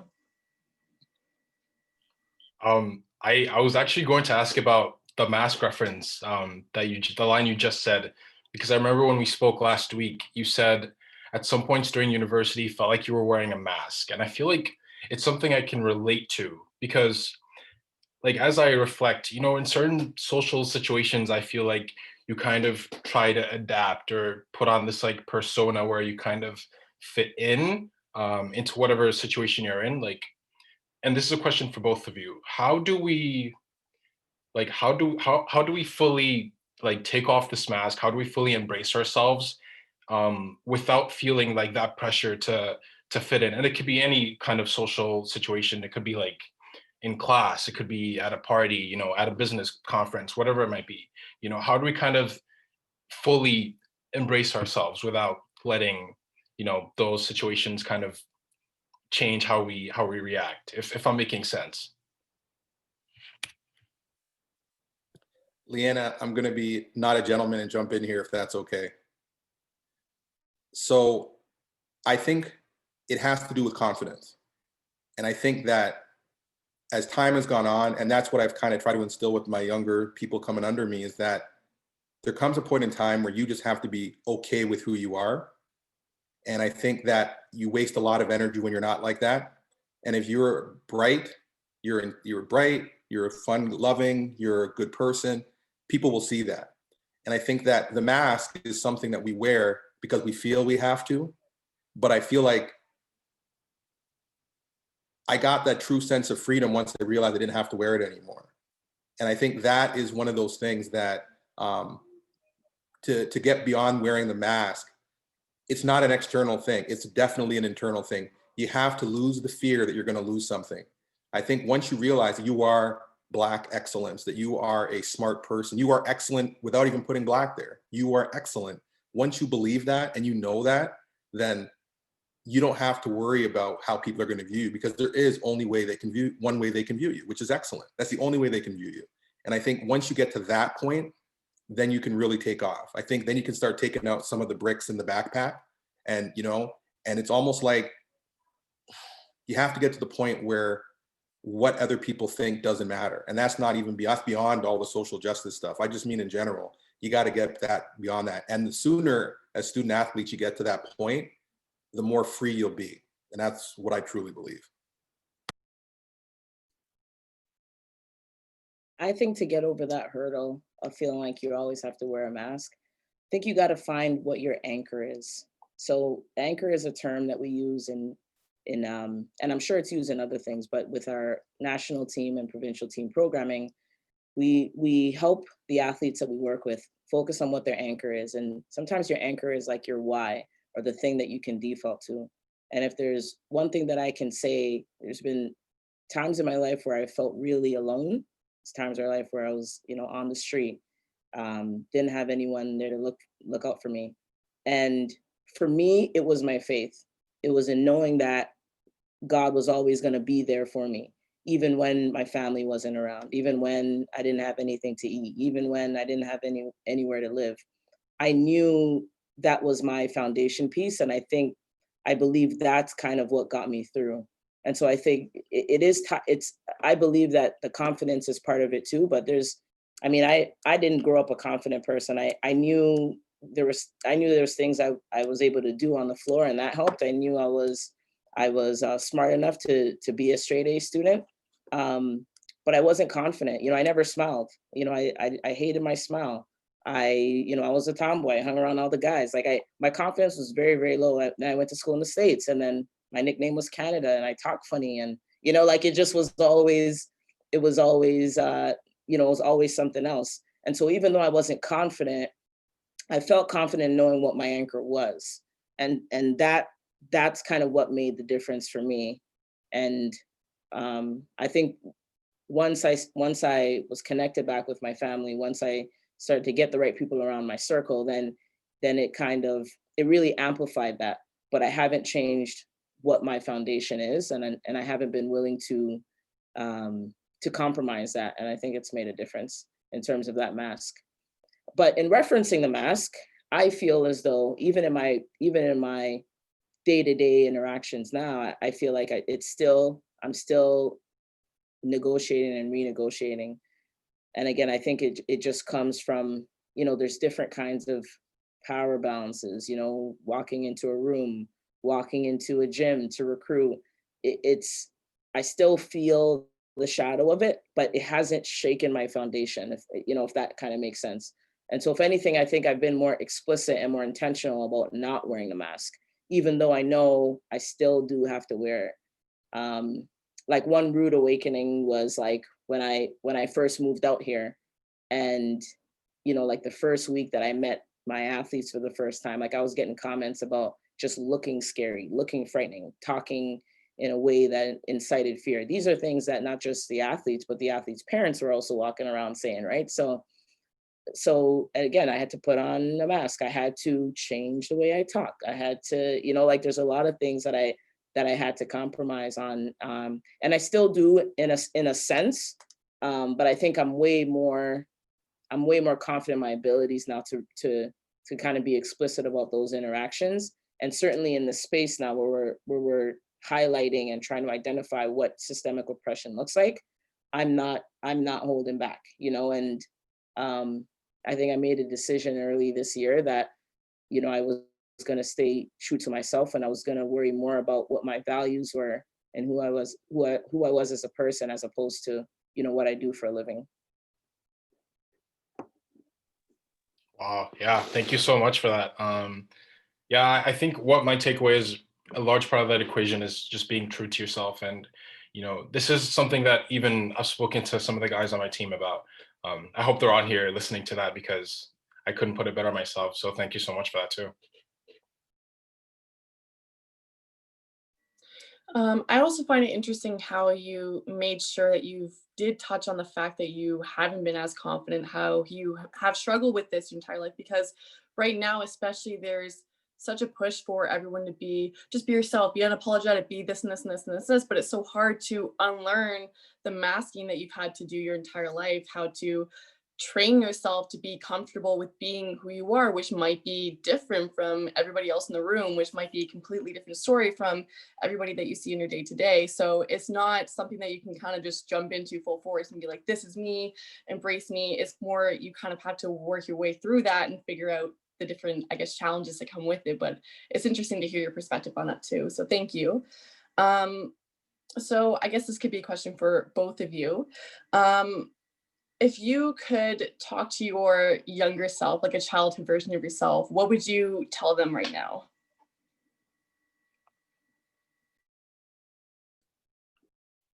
Save your money, Coach Lee. Don't go buying that little Louis V pouch and you ain't got no money to put in a Louis V pouch.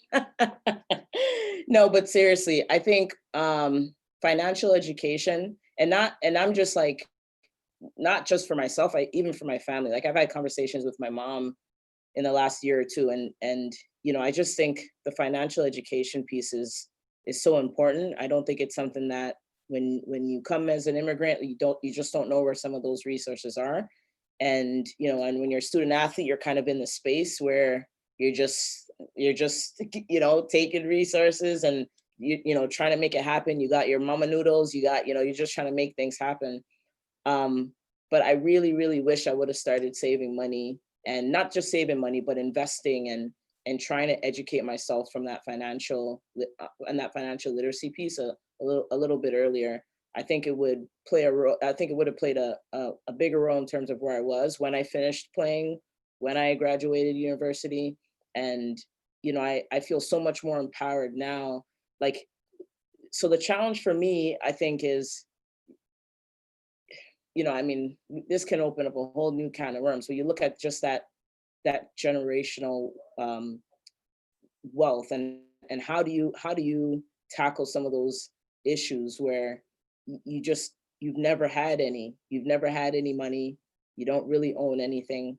And, like I had mentioned, my mom is my superhero. We went from homeless, and now we got a bungalow. We rent out the basement apartment in Etobicoke. And, it's something that I can't even lie. Like I think about it probably once a day, if not more. Like, how are we going to get out of this? I had a brother 2 years my senior that took his own life. And he was the first graduate from our family. He had a great job in the corporate sector. He made it. My mom took out all these credit cards to finance him through school. And when he left us, that kind of fell on my shoulders. And so I quickly had to start thinking about how I was going to become more savvy in this financial space, how we were going to literally find some kind of shelter. And like a lot of what I do is thinking about that future, right? And if I have a family one day, like what can I do between now and then? What have I done between then and now to set myself up for financial success? So I would say it's definitely the saving money, becoming more financially literate, Yeah, I just think it's a huge one for immigrant groups, for racialized groups.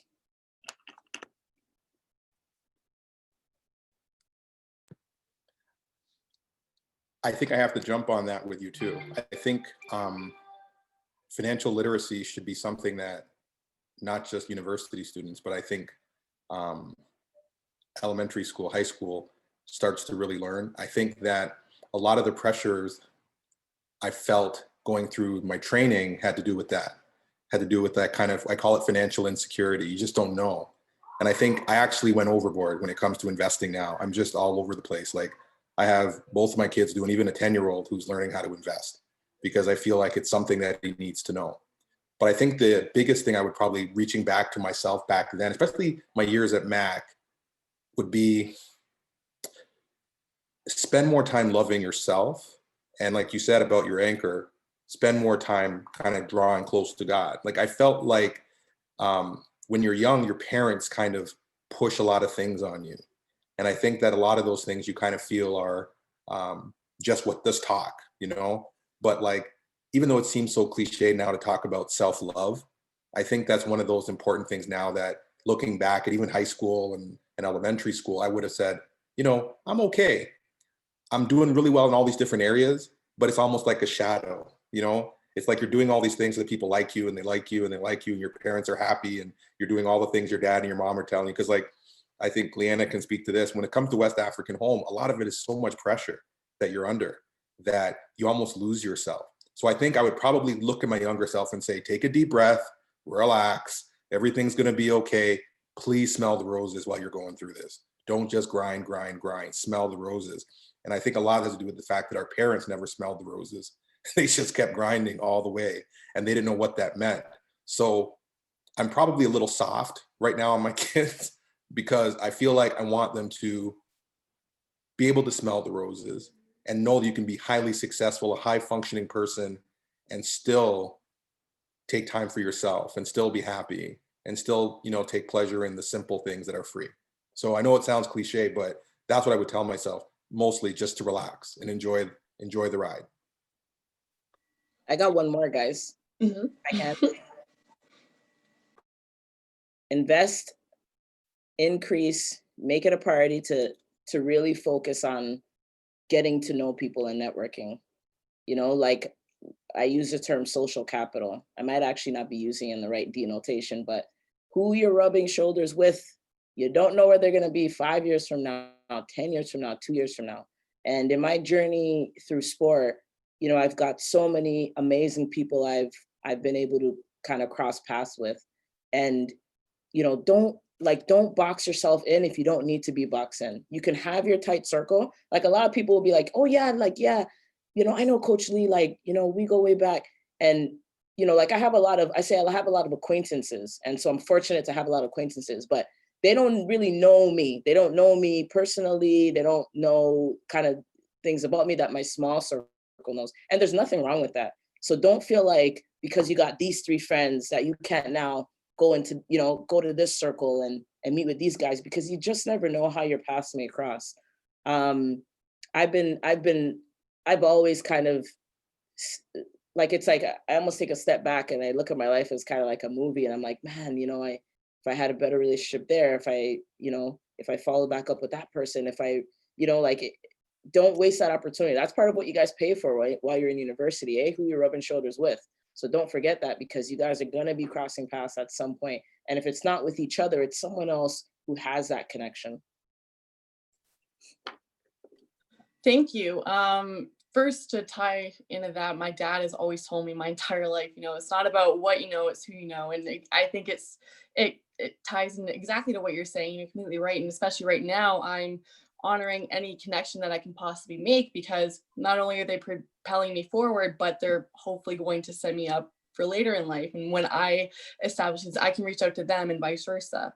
Another thing on the financial literacy part, it was interesting the other day, and I'm being cautious of time, so I'm trying to speed through this. I came across an article that was saying that first generation immigrants, typically Black immigrants in Canada, don't even cap 35 grand, whereas white immigrants coming into Canada get 40 grand, 45 grand. There's a huge salary discrepancy, I guess, between the two, which is very interesting, especially for BIPOC students in university who are still having the same financial issues, who have immigrant families, who have come to Canada, who don't have the same financial basis as first generation Canadian, or sorry, not first generation Canadians, but you know what I mean, Canadians that have been here for a long time. So it's really interesting to emphasize that idea too, because I think that's something that's almost skipped over.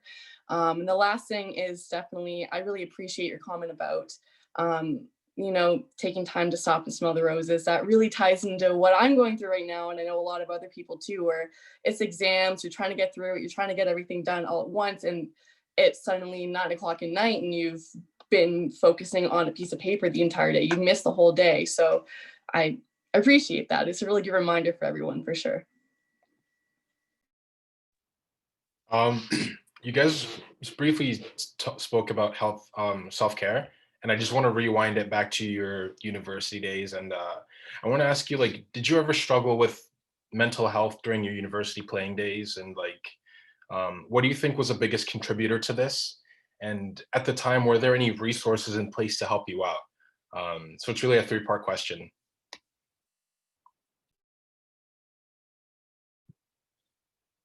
Leanna, I could go. Do you want to go? Okay. This is interesting. I think I put a lot of pressure on myself when I was in university. And, you know, looking back, I guess I probably was under some like mental stress that I probably didn't even know how to manifest or how to explain or how to explore. But during my first year, one of my classmates at Mac actually passed away from his own hand. And I think that hit me really hard because I feel like life is such a game of inches, that we're talking about interactions and people that we meet, but I think emotionally is like that too. I think sometimes people get to this spiral and then they go. I think that's part of the reason why I like football. I think football is kind of a huge team that you always have somebody you can talk to, somebody you can interact with, somebody you can spend that extra time with. Because for me, I was kind of like Leanna. I had my circle of friends that were very close to me, and I very slowly would allow other people to come in. So it was always a very superficial thing. Now, I don't think there was really any resources that I knew about at Mac at that time. I didn't think I would probably talk to anybody. I would just kind of stick to what my dad would tell me: suck it up, keep going, don't complain. I had a harder life than you, you know? So that's kind of what I got. And it's not that they were not trying to help you. It's just that mental health is not something that people talk about. I actually spend a lot more time talking about mental health to my patients more than I do talking about ophthalmology. But to kind of go back to my younger years at Mac, I would say that I definitely had times where, you know, the exam stress, the stress of, am I going to be able to do what, like, my career choice, even stress about whether I'm going to play. You know, I think those are things that people don't realize play a role. Like, you have a really great practice, you think you're doing great, and the coach doesn't play you, and you're like, what's going on? What do I do with this? And I think, you know, I think that overall we need to get better at having these conversations with each other. And I do think that coaches have to become a little bit more intentional about having the conversations with players. And I think also that sometimes when a player is coming from, like, you know, like, I was the only guy from Scarborough who played on my team. So that alone played a role on me psychologically, because I really didn't have anybody around me who I played with who thought the way I thought or felt the way I felt or had the same experiences. So I had some great coaches, I can say that, who tried their best to kind of keep me close in a way. But I felt like that needs to be more of an intentional thing. Like, even if it means like having small groups every week. I know we don't have any time. You got films, you got lifting, you got everything else you got to do. But emotionally, if you're more stable, you'll be a better player. And I think that's one of those things that I tell people. So I think that, you know, the staying grounded, staying focused, I think I wish I spent more time emotionally settling, because I think you don't realize it till years go by that you were probably going through all this trauma that you didn't know was trauma because you didn't have time to worry about it. But I also would say that don't beat yourself up if you don't get it right every time. So, like, I know a lot of people that I went to school with at Mac went through depression, and looking back at it, that's what it was. but they went to the bar to get drunk, which worsened it obviously, but they didn't know that. And I felt like a lot of times I was a bystander. So I would say that sometimes the best way to kind of help yourself through a rough time is to help somebody else through a rougher time. And I think that's one of the things I would pass on to you as student athlete is really be your brother or sister's keeper when it comes to certain things. And you'll find that that'll sometimes give you a window out of, or a pathway out of what you're feeling.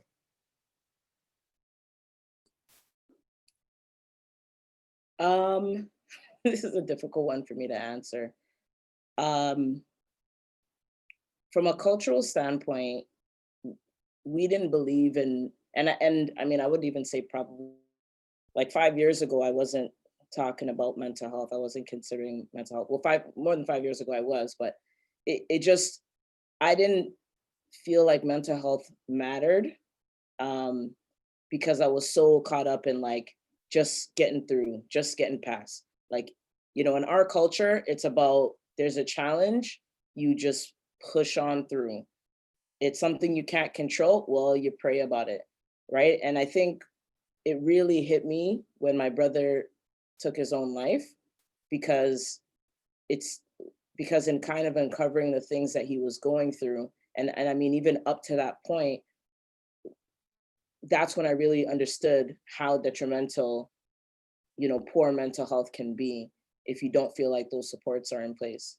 As a student athlete, I never complained. I always thought this is way better than not having a roof over my head. In fact, I would tell my teammates all the time, like, listen, like, you're acting really entitled. Like, you know, you got 2 parents at home, you got money in the bank. But I'm a smarter person now than I was 10 years ago. And I'm a better coach now than I was, you know, 4 years ago. And I kind of want to talk about mental health in the capacity of now me being a coach and being someone who's lost someone to suicide, and because of mental health, amongst other things. And it's really important that you're understanding who you are as a person, because everyone struggles with things differently. People cope with things differently as well.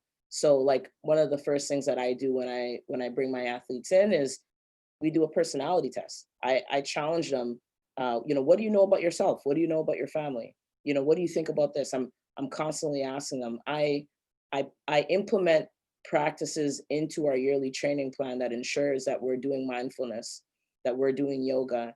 We bring in a sports psychologist, because it can really mean the difference, literally between life and death. And I know, and a lot of times sometimes it's not that. Sometimes it's, you know, it manifests itself in eating disorders. It manifests itself in its lack of self-esteem and confidence.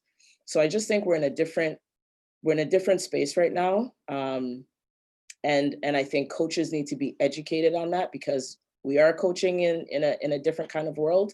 And I think that responsibility to an extent does fall on us.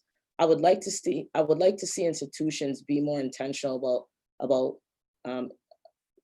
hiring or you know, allocating resources toward mental health support for racialized minorities, because I can tell you as a student athlete, you already are at odds with, for the most part, where your health and wellness department is, because many people in those spaces don't have that sport background.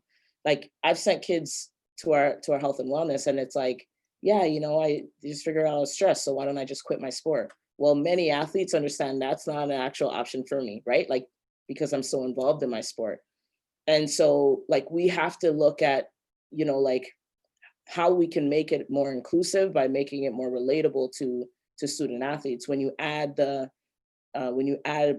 piece like, you know, being a BIPOC athlete or a BIPOC coach, now that adds another challenge. So where's that connection coming from? So through my organization, one of the things that we've worked on launching recently are mental health supports for BIPOC student athletes through the Canadian Center for Mental Health and Sport.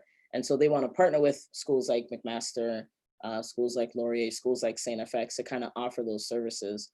But I think that's one way that institutions can get better, is ensuring that there's things in place. And I know for myself as a coach, I'm being very intentional. That's just as important as stretching before and after. It's just as important as factoring in rest and recovery.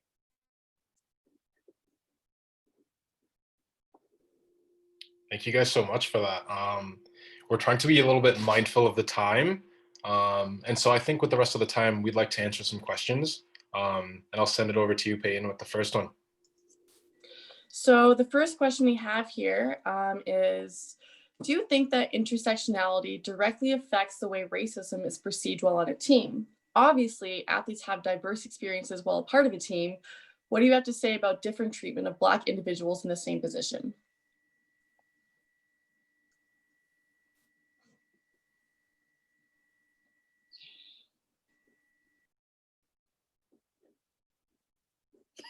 I wish is that question still there, or is it like missing?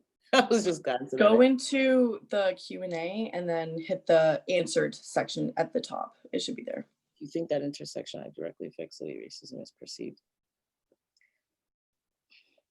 So my short answer is yes. My take is, I think there's a lot of education generally that needs to happen, because we may not be understanding what it is that we're feeling or experiencing. And again, based on who we are and what our backgrounds are, right? So I just think in this new age, we're in a global pandemic. We're now talking about different terminology that pertains to different aspects of race and racism. I mean, the answer is yes, but I think it goes back to the education piece, right? Like educating. So for example, sport coaches are responsible for creating that safe environment, right? And then you kind of have a sport team where you're going to have definitive leaders, you're going to have some followers, you're going to have athletes coming in as first years. I think there's got to be some kind of standardization of getting information about race and racism to sport organizations, to sport teams. And then we know that there's an impact of race, of gender, of class on those experiences. But I think in being empowered in that first piece, it helps us kind of work towards a solution in that second piece.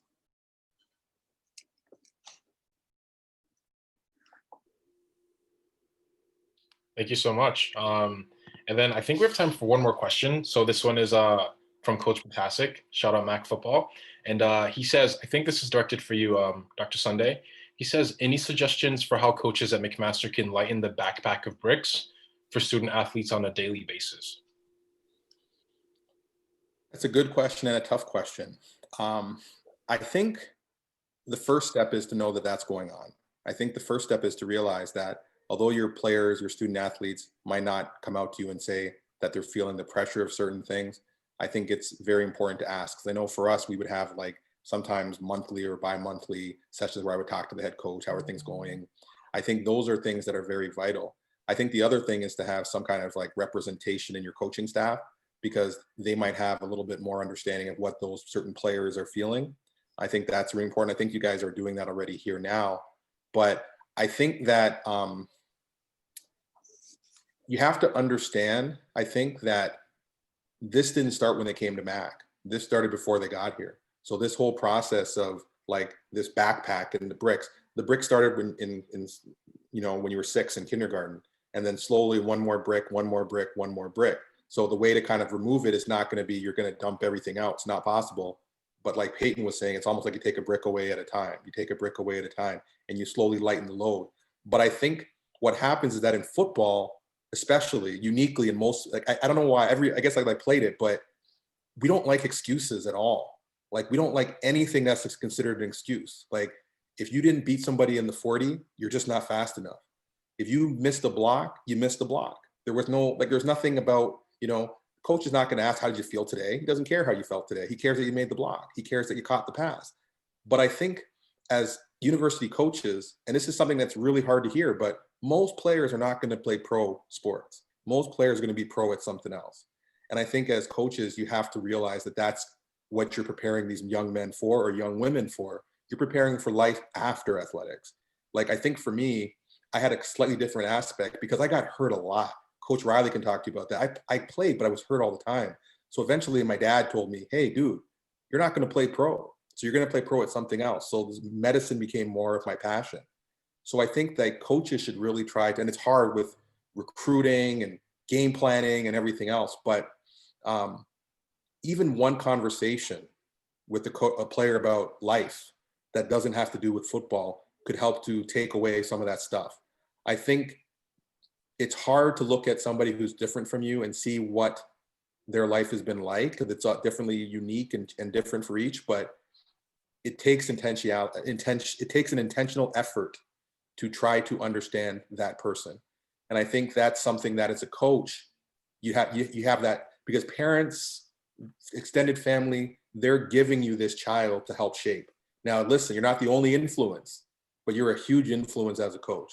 So to be very direct on how to answer the question, I would say, believe that it's a problem. Talk to your players about what they're going through. And players don't want somebody to give them a break because they're this or they're that.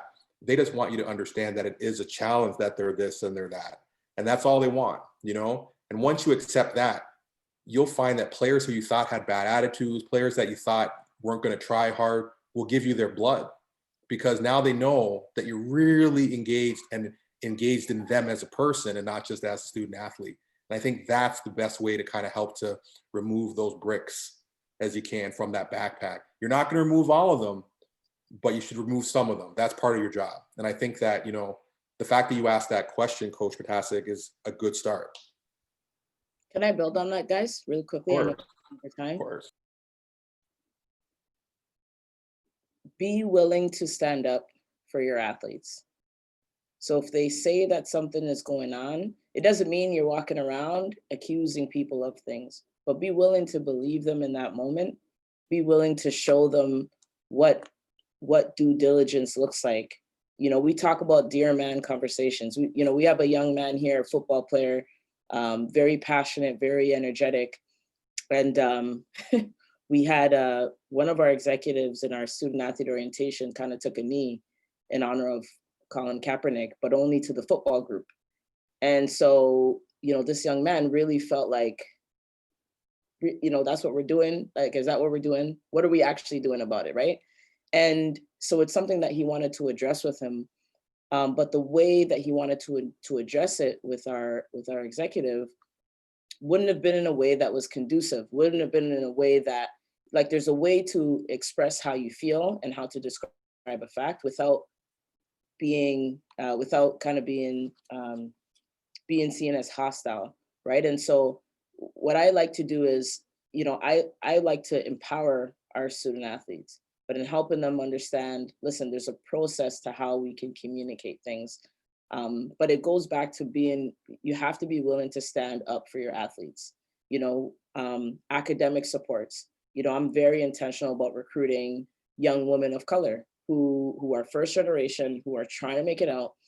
And, you know, with things like academic streamlining, and you bring them into the youth sports space, where if you haven't had a formal diagnostic for your LD, even though you've had that support for 10 years, now all of a sudden you got to come up with $3,000, $4,000, $5,000 sometimes, AFAs. And so I'm always trying to stand up for my athletes and let them know that I hear where they're coming from and I'm willing to go to bat for them, right? So that they know, you know, like, that I'm willing to stand up for them. And so that's kind of my advice to coaches too, is be willing to stand up for your athletes. There's a lot of sport coaches across the country that, you know, like, whether it was because a little nervousness around the Black Lives Matter movement, or maybe I'm not a person of color, so I don't know how to have this conversation.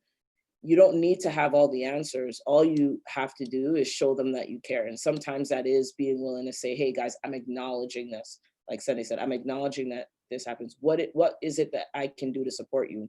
What is it that we can bring to our AD, that we can bring to our administration? It doesn't mean that you're promising this solution that maybe nobody has right now, but it makes the world of a difference versus being that coach that, you know, give me your all, but you're not willing to fend for me, you know, but you're not willing to acknowledge that things aren't equitable. And so you know, we can't contradict what we're asking from our athletes, which is, we want buy-in, we want integrity, right? We want that culture, but then we are not willing to act on those. I got to say one thing real quick, and I'll be off here very fast. Sorry, Coach. I think that it's also important that the alumni, like myself, get involved. And I'm going to make that pledge to everybody here that I'm going to be more involved.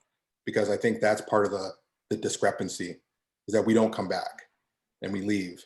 And I think it's important that we come back and we show the pathway and we open those doors and we make those connections that Peyton was talking about and connect it to the right people. Because I've met so many people in my life right now that my family makes fun of me that I'm the WhatsApp king, because I can make a group out of anything. So I know everybody involved in something at least. So I think that's the other part of this, is that as alumni, we need to come back and get involved and help the process. And I think this is, for me at least, is personally my way of getting back in.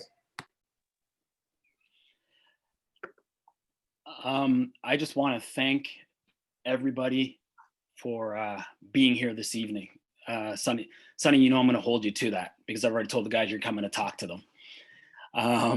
But I just want to say thank you to our panelists, Akil, Sheereen, Sonny, Leanna, for being part of this conversation this evening. It was so powerful, inspiring, and educating. So thank you. To our moderators, Kwasi, Rennell, Enoch, Peyton, you took the time out of your day. Classes are ending, finals are here, but you took the time to moderate and be a part of this conversation. You're the leaders. That is true leadership. So I say thank you. To the people that are behind the scenes, Claire, Maggie, PT, Nathan, I call him Pusky, Mawad, Ben, for those meetings, thank you for getting us to this point. And not to be forgotten, Christine from Human Resources, thank you for coming in the last hour to get us this platform that we could use for this event and work the tech side of things behind the scenes. So I just want to say thank you to that. Finally, to our audience, I know we got up to 100 and something. Thank you for being here. Thank you for taking the time and this evening to celebrate excellence in leadership. I'd also say to you, take the time to follow these leaders on social media and on their platforms, because these young student athletes are doing some great things. And just like that connection piece, they're going to be doing great things in the future. Because I know with our football team, I talk about those guys and I tell them, listen, I got a 12-year-old who's out right now doing gymnastics. I got a 10-year-old running up and down the stairs right now, wanting to play football and show me film. The path that you're forging right now and that you're doing right now is what's going to make things different for them when they get to university. So thank you. So please follow them. And I know each and every one of us, and I know personally, have taken something from this event tonight. Now what we must do, we must take the information and share it with others. And with each of us sharing it, we can make a difference. We can begin to create a ripple effect, which then turns into a wave, which then, like my son would say, would turn into a tsunami to create positive change in this world. It starts with you, it starts with me, and it starts with us. And some things from tonight: less silence, more action. Make time for the things that are important, which are our student athletes. Find your anchor. You're not the token. Be the beacon of light. Again, thank you for your time this evening. I could go on forever. I could listen to these people forever, but don't let the conversation end here. Thank you and have a good night.